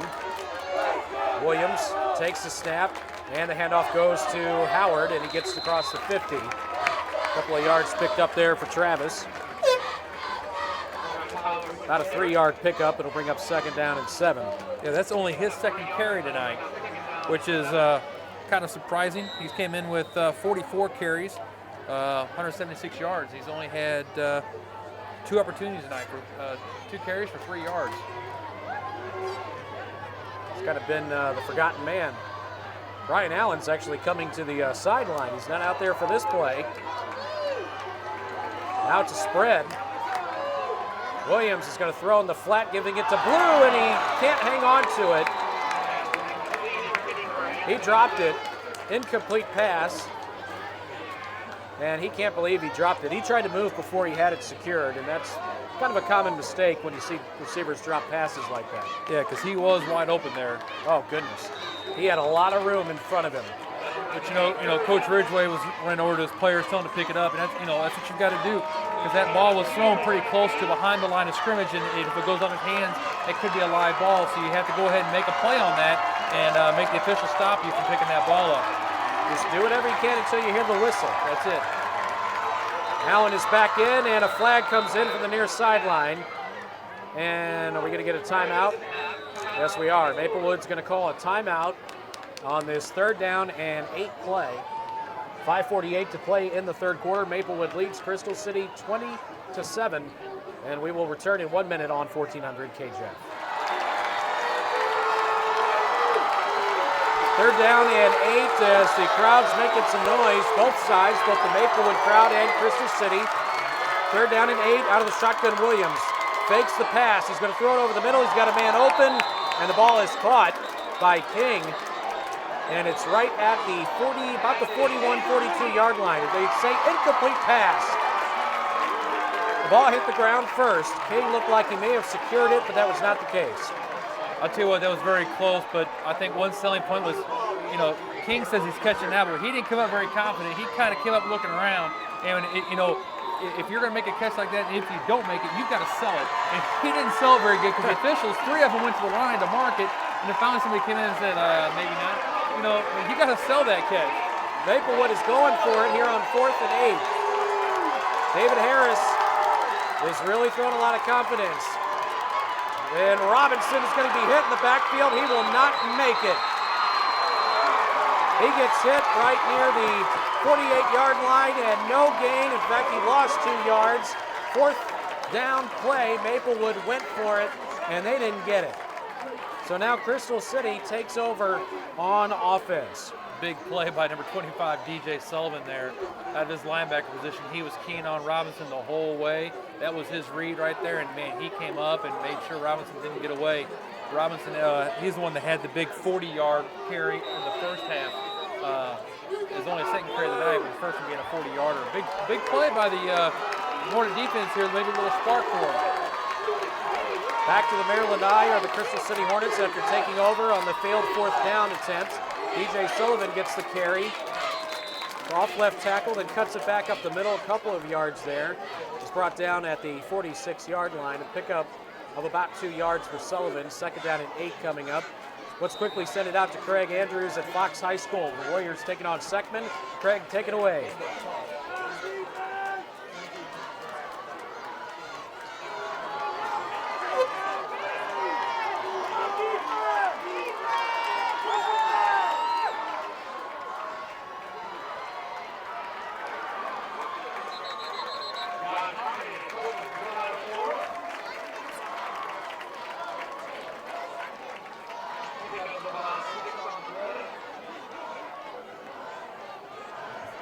Josh Harned just got his first carry for Crystal City, and he picks up about 5. It's 3rd and about 3 coming up for Crystal City. Down 20-7.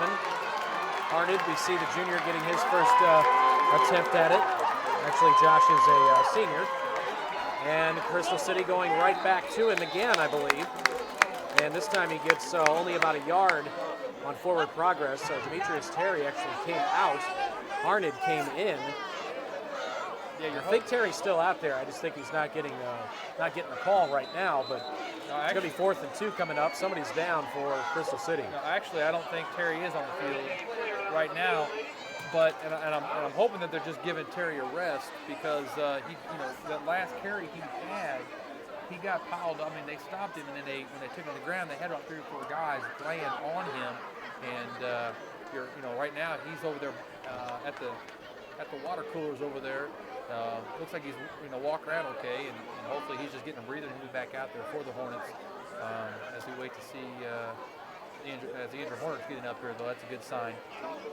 Looks like Matt Kemp was the one who was down. He's up, and he'll head off the field. Looks like he's favoring his right leg.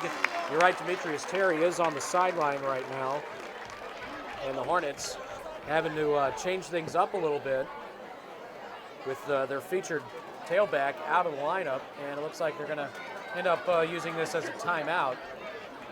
It's going to be 4th down and 2 for Crystal City. I think they're going for it. I'm sure of that. I'm sure they have to. They're not getting many chances. They have not been able to move the football consistently tonight. And you would think in this situation right now, if Terry was 100%, that he'd be in there on this carry. Nicholas is in there as the lead fullback now. Here's Sullivan, jumps over the pile, and he will get the first down. Brought down around the 36-yard line. Running left tackle, jumped over the pile, and he picked up about 3 yards in the first down, and the Hornets moved the chains. It's 1st and 10 on Maplewood's 36-yard line. Yeah, nice effort there by DJ Sullivan. Hit the line and then just excelled and jumped over it. Demetrius Terry has put his helmet on, and he is over there by the coaching staff right now looking to be put in. Crystal changing it up a little bit in the backfield. And here is Harnett. He gets hit at the line of scrimmage, and he'll go nowhere. Brought down right at the 35-yard line. He ran into a wall and goes nowhere. Forward progress got him a yard. It's 2nd down and 9 coming up. And maybe, I'm just speculating here because we don't know what's really going on down there. But, as you stated too, Demetrius Terry had started dancing around a little bit in that backfield and was not exploding to the line. So maybe, Crystal, like, hey, we need to get on the run back here and see if we can hit that hole a little faster, and maybe that'll motivate Demetrius to do the same thing, or what? Right now, we're not hitting that hole fast enough.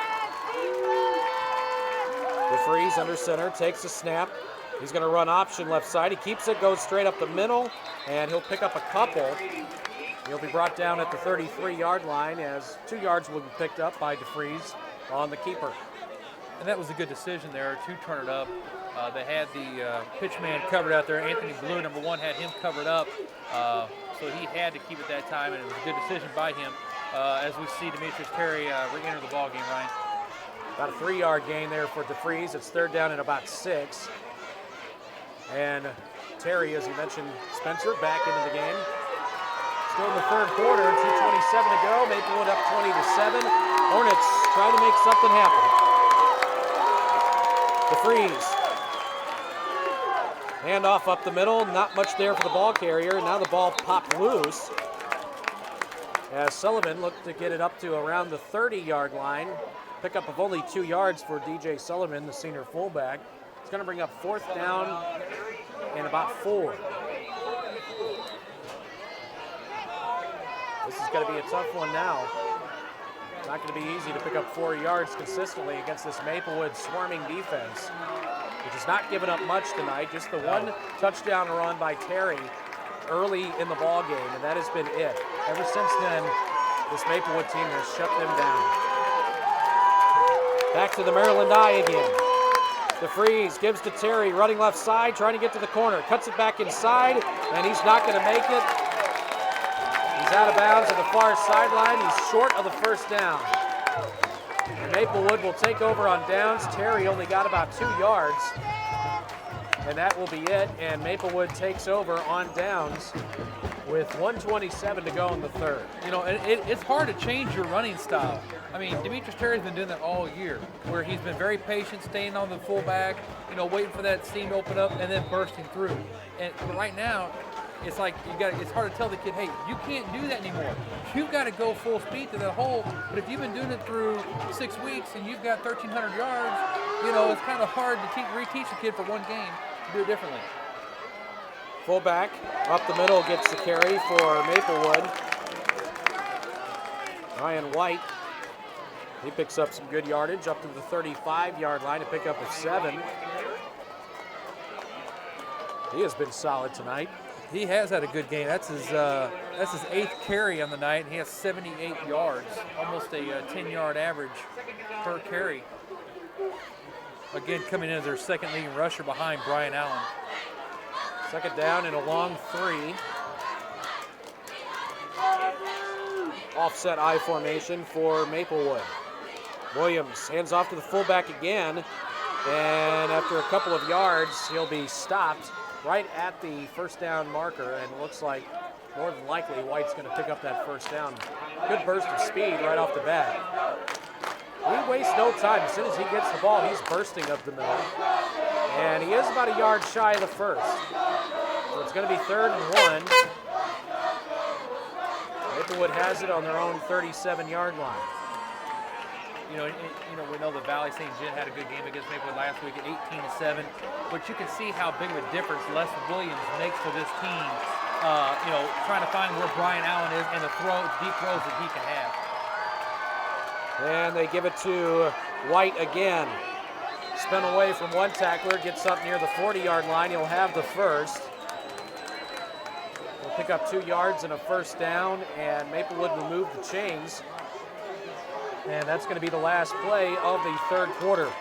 Maplewood on top 20-7 over Crystal City. We'll take a 1-minute break. We'll return to Comerford Stadium after this on KJFF. We move now into the fourth quarter on 1400 KJFF. We're into the 9 o'clock hour. Let's pause for station identification here on KJFF.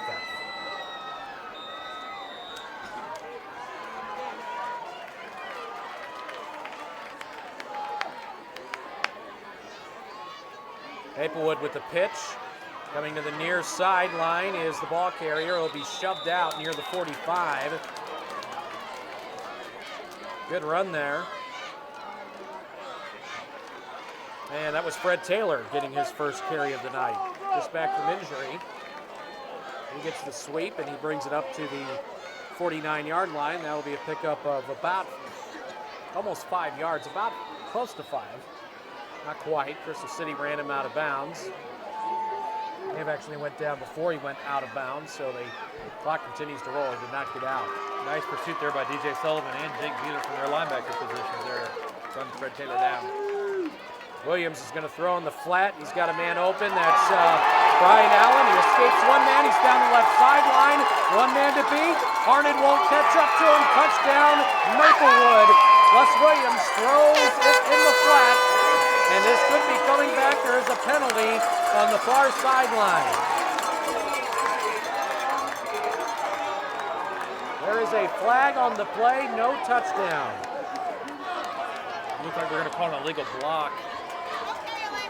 As the ball was in the air, Maplewood receiver came and threw a block before the actual catch was made, which negates the 56-yard touchdown.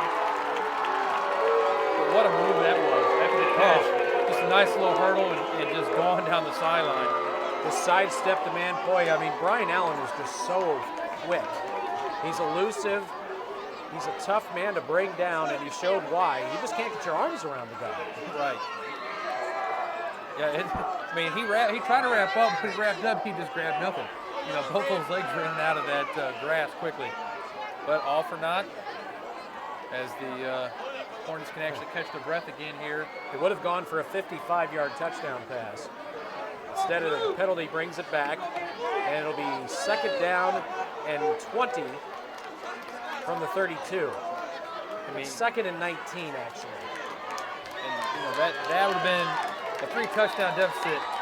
Would have been very tough to come back from. With the way they're playing defense tonight, absolutely. Correct. So now Maplewood bunches it up a little bit, and they give it to White, fullback up the middle, gets hit, spun around, and then brought down after a minimal gain. Maybe 2 on the play for White. And they'll bring up third down. And around 17. Crystal City has to hold here. 10 minutes, 40 seconds remaining. Maplewood up 20-7.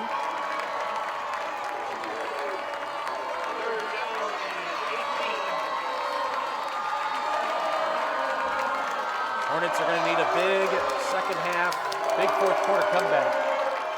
And they have been held in check throughout most of the night. Out of the shotgun is Williams. Takes the snap, looking left. Flushed out of the pocket, running. And he's still on his feet, coming to the near side. Escapes a couple of tacklers. Finally, he's brought down. Great open field tackle. Jake Beeler was the one who finally brought him down. Williams will pick up a couple of yards. Gets up to the 37-yard line. That's a pickup of about 5. But still, it brings up fourth down and about 12. Yeah, very good open field tackle there by Jake Beeler. As around 6'1", 190-pound linebacker, trying to stay with Les Williams there in open field is pretty tough to do, but he did a great job right there. Crystal City again is not having anybody return the kick as Allen lets it fly. Takes a hop at the 33, rumbles down near the 20, and they'll mark it down. It looks to be about the 21-yard line. So Crystal City will take over there, and they really need to get the offense rolling. Good defensive stop, though, by the Hornets, and what we thought for a moment was going to be a touchdown called back by a penalty, and Maplewood just couldn't recover after that. Yeah, they definitely dodged a bullet there with the penalty call on the Blue Devils there. But you're right. I mean, you've got just about 9.5 minutes to go here in the fourth quarter. You're down by 2 scores. You've got to get one in fairly quick. Out to passes to Freeze, has a little bit of time. The throw is incomplete. Overshot his fullback off the fingertips of DJ Sullivan. Had he hauled that one in, it would have been a first down plus perhaps a lot more. There was only one other white jersey on that side of the field. Yeah, and there was actually a receiver out there too that would have been, looked like Jacob Duncan out there lead blocking for him if he could have hauled that in. You know, and again, this game has just been a game of inches, you know, with first downs and balls nearly caught or, you know, balls barely caught. You know, it's just been a very, very good game. After this next play, I got to ask you a question, Spencer. Here's an offset I formation, and DeFries is back to throw again. Has some time, tries to step up now on the run. He's hit, dropped back at the 15-yard line. He is sacked on the play. Not much there for Ian DeFries. And let's take a look at who got that. I believe it was certainly one of the linebackers. It was Devin Lindsay is the one who brought him down. That's about a 6-yard loss on the sack. Why is it that Crystal City, I know you've coached with Dan Ridgway before. You were part of the 8th grade staff a few years ago. Why is Crystal City not having anyone back to return punts? Well, in this case, I don't know if they've had problems in the past with, you know, I know it was a couple games ago or last game. Pass down the right sideline is incomplete. The ball was right on target, but no chance for the catch to be made by Donnie Nash. Good coverage out there. I think that was Allen. It was actually on him defensively. Good pass by DeFries, but just off the fingertips. Now it's 4th down. The Hornets will be punting. I think a couple reasons. I think they've had I think they had a fumble last week, I believe, on one of the punts. And then I want to say that Maplewood, they have a different punt setup where they spread a lot of their guys out and they leave a lot of gaps. It looks like Christie is trying to get in those gaps and try to rush the punter a little bit more than what they normally do. As Maplewood's setting their return here on the right. Oh boy, this ball will take a hop and go out of bounds at the 38-yard line. And that's where Maplewood will have it on the Hornets' 38. They'll have outstanding field position to begin this drive. They have a chance to, you know, stick the dagger in the heart and twist a little bit. You know, and if Maplewood punts again, maybe we can be able to see that a little bit more.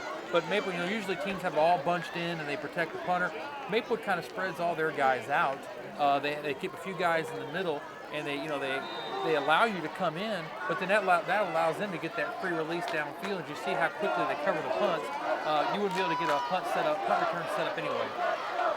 Maplewood going to a running formation. Here's the pitch, and the ball is dropped in the backfield. The Hornets got it. Robinson missed the pitch, didn't hang on, and the ball is recovered by Ben Schweiss, and Crystal City has it 1st and 10 on their own 46-yard line. There's the first turnover of the game, and let's see if the Hornets can capitalize.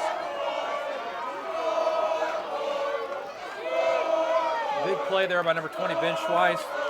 Be the man of the scene right there. Big mistake by the Blue Devils here, giving Christie another opportunity. Hornets with an I formation. They fake the handoff. Rolling out to the right side is DeFries. He's got to get rid of it. Does so, and it's intercepted. Taken right back. There is a flag on the play. The ball was thrown right to Darrell Davis. Let's see about the penalty. DeFries was flushed out of the pocket. He had to get rid of it, otherwise he was going to take a sack. And he decided to go ahead and throw the football and threw a pick. And I think DeFries had a receiver wide open over on that, just missed him. But again, he's been under some pressure. I mean, he has not had one opportunity tonight where he dropped back and had time. Have you looked at the sack really totals fast for Maplewood on the season? Yeah. It's incredible.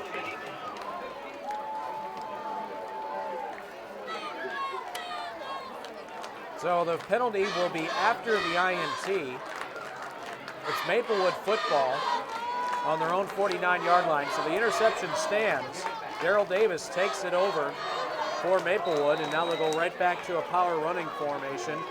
1st and 10 on their own 49-yard line. One turnover leads right to another.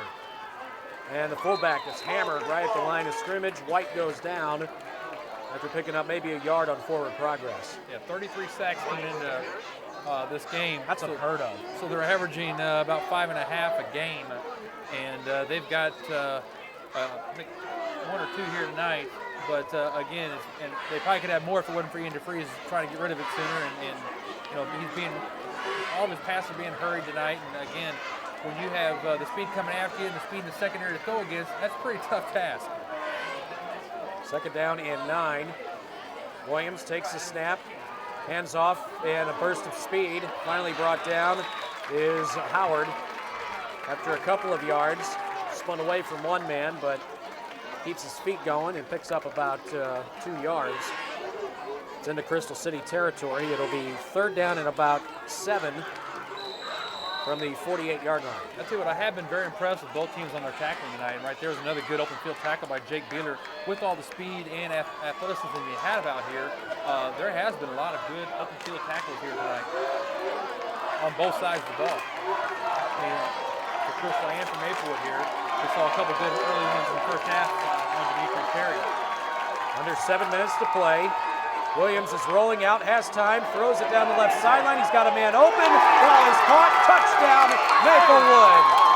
What a catch in the end zone. Number 8 makes the grab on that one. Kevin King.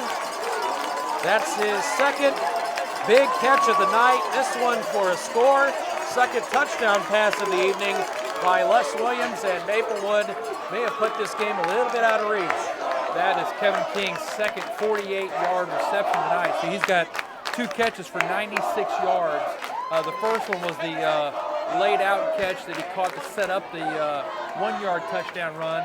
This time, Les Williams makes it a little bit easier on him, lays it out, doesn't have to leave his feet, gets past number 45, Demetrius Terry, who was covering on the play, got about 3 yards behind him, and you know, if you're getting behind Demetrius Terry, you've got some wheels on you because he did a great job right there, Kevin King, as they go for 2 here.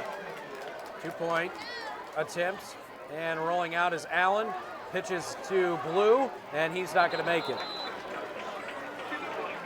Bryant trying to run it in himself and then had Blue running with him on the option, and Blue is well shy of getting into the end zone, so no 2-point conversion. 26-7 though, Maplewood on top of Crystal City. We're back in 1 minute on 1400 KJFF. Maplewood kicks off to the Hornets, and it goes to the far sideline, and it will roll out of bounds at the 11. That will draw a flag. So Crystal City is going to get the football. You guys want to turn me on sometime? That sounds like a good plan to me. And it'll be 1st and 10 for Crystal City, I believe, at the 35, after the kick goes out of bounds. I'll tell you what, you can tell that there are good times at Maplewood, Richmond Heights because of the crowd they brought with them tonight, Ryan. In the past, they haven't had this many people at their home games. They really haven't. And, that's just a great sight for high school football. They brought more people than St. Vincent did last week. Probably 3 or 4 times as much. And, it's just a good-sized crowd. It's been nice cheering back and forth by both teams here, by both sets of fans. But it's just great for high school football to see a program come from Maplewood where it has and where it's going, thanks to this coaching staff. And off to the fullback, Sullivan. He's got some room, gets tripped up, but brings it across the 45-yard line. And he may have the first down on that run. Looks like a pickup of 10 by Sullivan.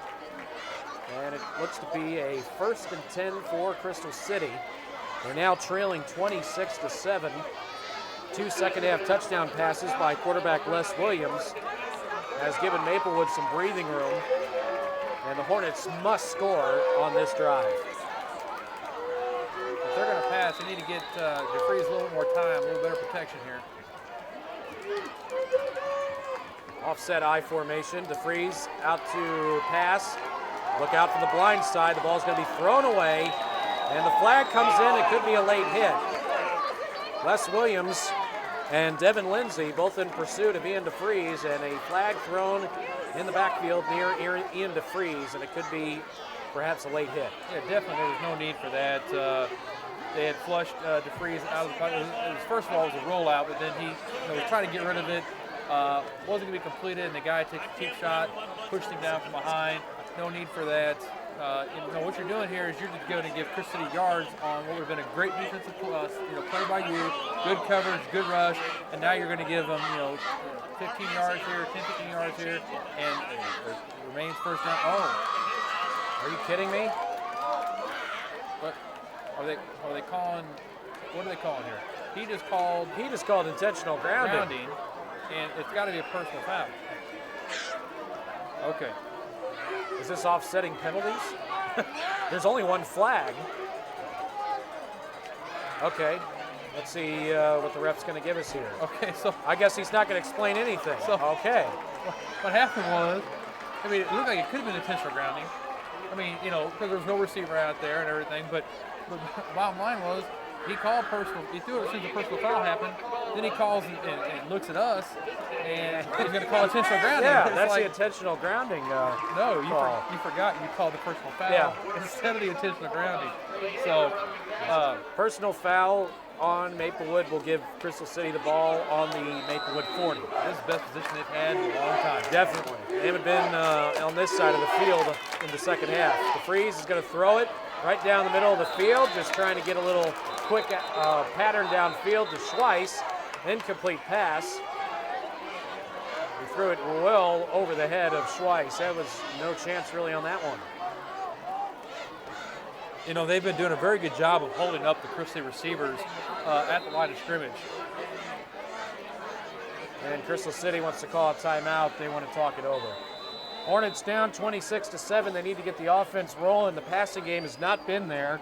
Ian DeFreeze, no completions and an interception thrown so far tonight. We'll take a break for 1 minute. Back to Crystal City in just a moment. Maplewood on top 26-7 on KJFF. High school football on 1400 KJFF, brought to you by National Academy of Beauty Arts, the law office of Breeze, Roberts, Ponderbates, and Zimmer, and Missouri Natural Gas. Crystal City down 26-7, second down and 10. DeFreeze looking to throw, dumps it over the middle. He's got a man open. It's completed to Sullivan. He's down to the 20-yard line. There were two receivers in the vicinity, and DeFreeze was just able to get rid of that football before he got hammered in the backfield.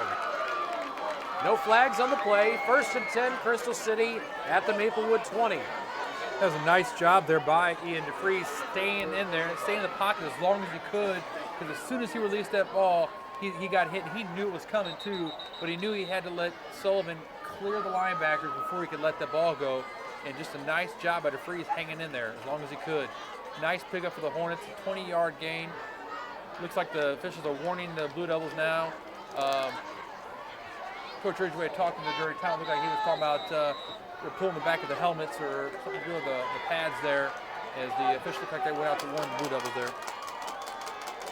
DeFreeze pitches right side to Terry. He's got a little bit of room, cuts it back inside, still on his feet, trying to get to the corner, lunges forward. He's down to about the 12, maybe 13-yard line.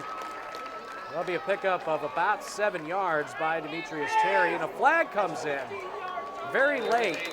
Somebody may have said something,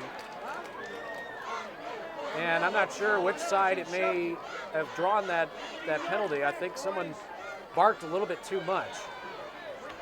And we'll see about the call and who it's going to be on.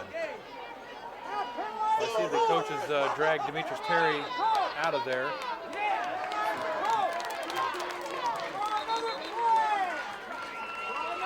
Is that a personal foul? I think so.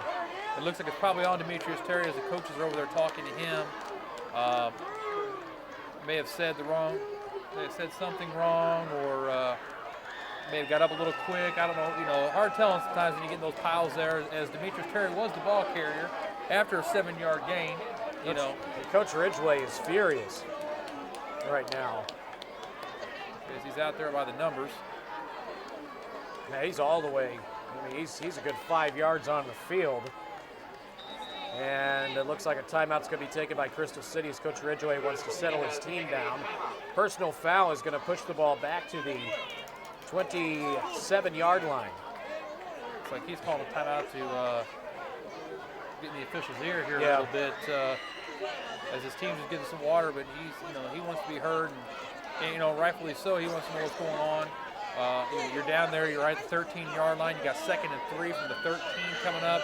Next thing you know, you're hit with a personal foul penalty, and now you're looking at 2nd and 18 from the 28.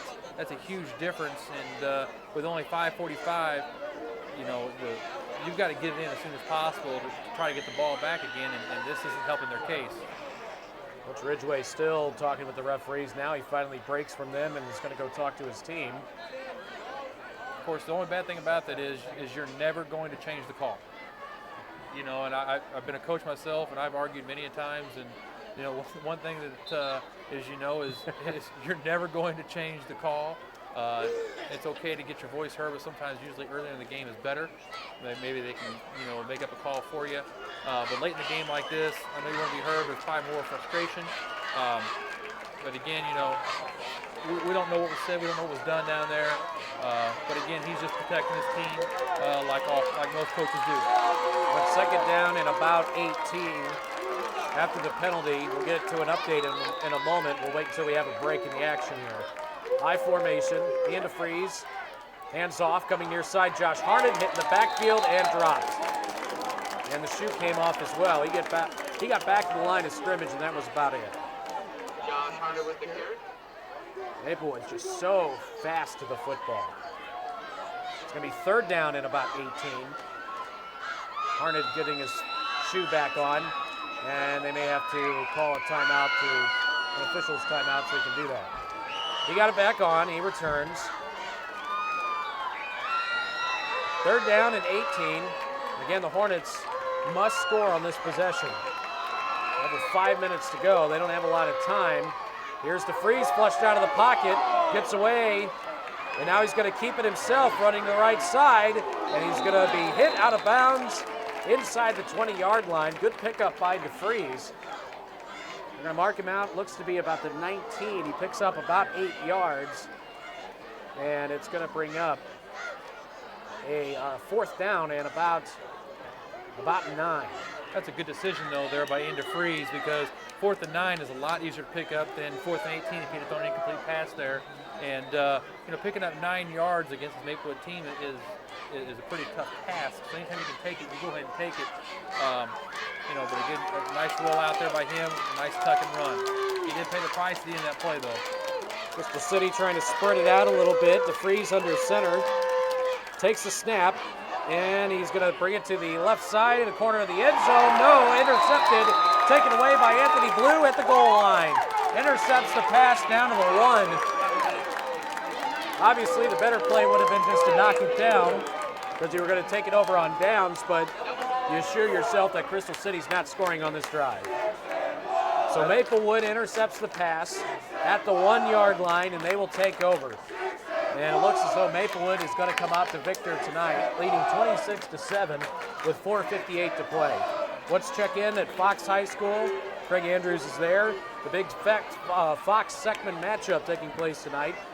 And how are things going over there now, Craig, as you, I'm sure, are in the 4th quarter?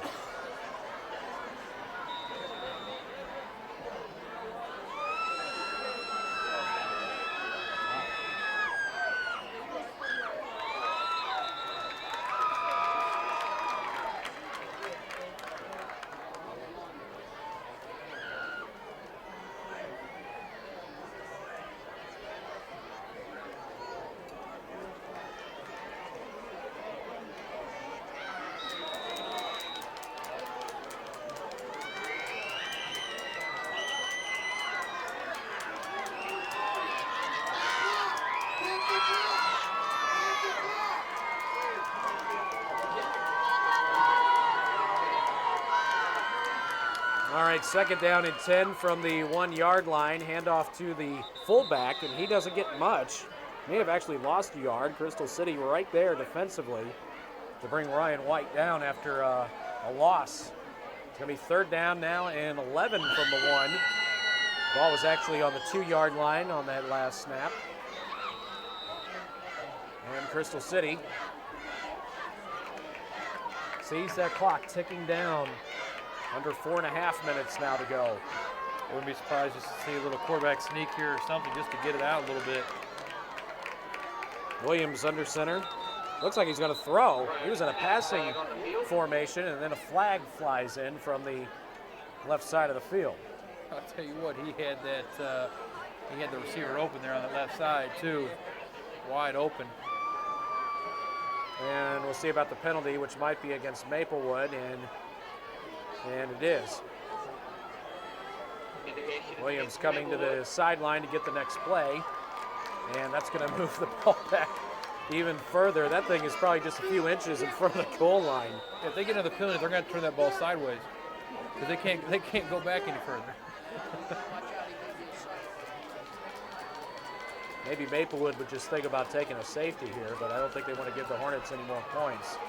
I think they'll take their chances. They're going to bunch up the formation a bit. Williams takes the snap, and he does hand off to the fullback up the middle. Ryan White with another carry, and he gets it out to the 6 yard line, a pickup of about 5. Gives him a little more room for Brian Allen to punt this one away. He's had a pretty good night so far, punting. And let's see what they do with their punt here. If they kind of squeeze it more together, if they keep it spread out. They're squeezing it.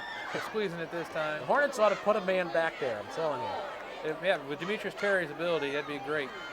And the punt's going to go to the 35 yard line in the air. Takes a big Maplewood bounce into Crystal territory. It's going to be down at the Crystal City 48.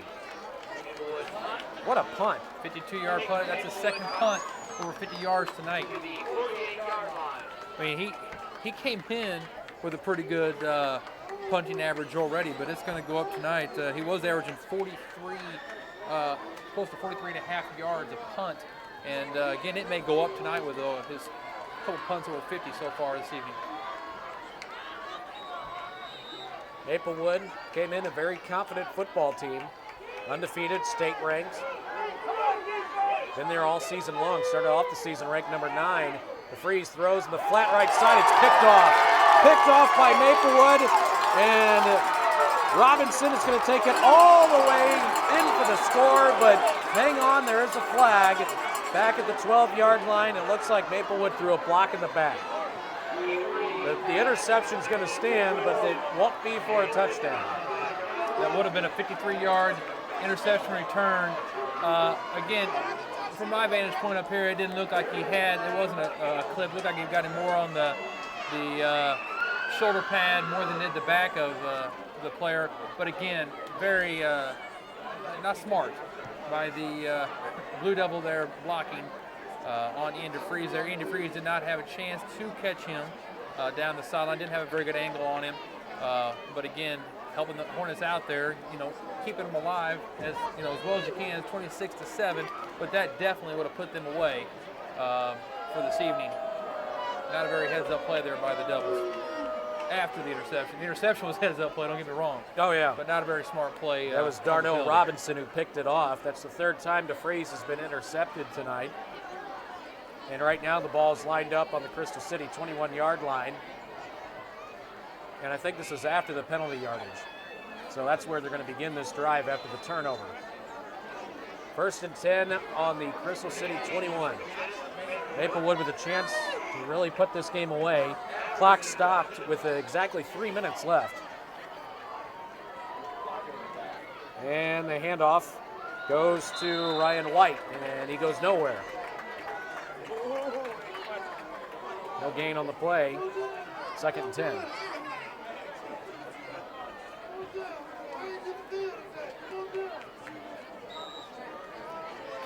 That's Ryan White's 16th carry tonight for 89 yards.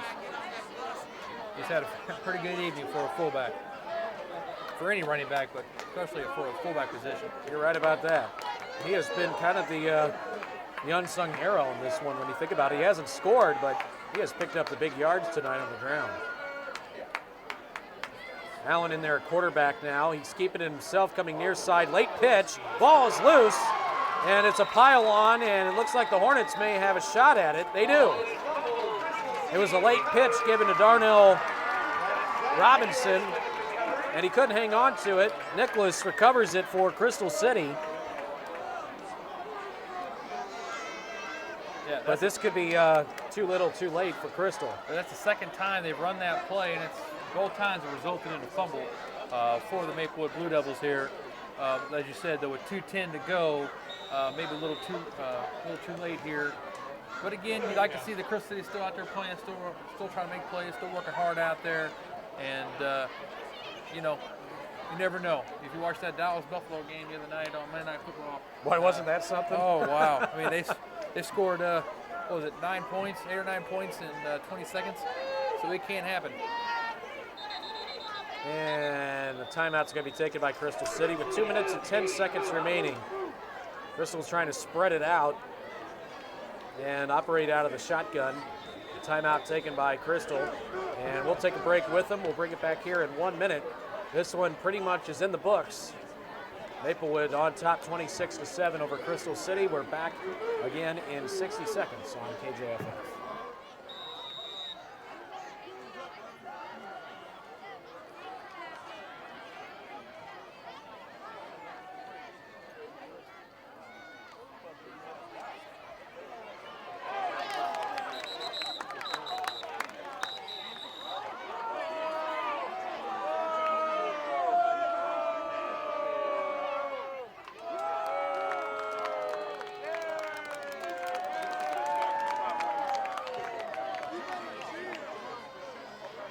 Well, coming back from the timeout, first pass thrown by Ian DeFries, intercepted by Anthony Blue right here on the near sideline at the 32-yard line. So the INT leads to yet another opportunity for Maplewood. And there is a penalty on the play, and it'll be against Maplewood. This may be coming after the INT. Looking down the road, though, these two teams could easily see each other again in the state playoffs, even though they don't, they're not in the same districts and they wouldn't be in the first round of the sectionals. But you'd have to look as Crystal City being the favorite to win that district, and Maplewood being the favorite to win their district. Will meet up, I believe, in the quarterfinals. So that could very easily happen. I know the Crystal City Hornets will be looking to have that challenge again before them. And but again, talking about this Maplewood team, they've got a lot of talent. The tapes I'm sure they had were probably of the Blue Devils without Les Williams. And when you might hear how good his arm is, but until you see it in person, it's pretty impressive. He can throw it. There's no doubt about it. Allen is back in at quarterback. Again, they're gonna let Williams sit. There's another flag coming in as Bryant keeps it on the quarterback keeper, running straight up the middle, picks up a couple of yards, and then the flag flies in. And it looks like a hold. Hold against Maplewood. It just seems like they don't want this game to end. Exactly 2 minutes remaining with Maplewood up 26-7. And they're going to move to 7-0, and they're going to give Crystal City their first loss of the season. More importantly, though, for Maplewood, they will finish as undefeated conference champs in the Blue Division of the Mississippi Area Football Conference. Again, when you hear the names of teams like St. Vincent and Valley Catholic, and the last couple of, last 4 or 5 years that Dave Ridgway's been here, Crystal City, you've heard their name a lot in the state playoffs. For Maplewood to come down here and win this Blue Division, says a lot for where their program has come and what direction that they got this football program going in. And a knee is going to be taken by Les Williams after the penalty yardage. The ball moved back to the 49-yard line. And a knee taken by Williams will push him to the 48. So it's going to be knees, I guess, the rest of the way for Maplewood. Got to give the Blue Devils a lot of credit. This is also going to end an 8-game losing streak to Crystal City in their head-to-head meetings. Last win for Maplewood came in 1992. Now, they haven't played every year since that time, but that's 8 straight victories for Crystal City over Maplewood when these teams have gone head-to-head. I mean, catches. Yeah, it wasn't that Crystal came out and beat themselves. Maplewood just made plays. Williams takes another knee with 42 seconds and counting left. The Maplewood Blue Devils are going to be champions of the Blue Division of the Mississippi Area Football Conference. They're going to run the table and go a perfect 5-0. And this team is primed and ready for district play, which begins next week. Maplewood contingent that made the trek down here, making a lot of noise. As Maplewood will punt the football away to end this thing.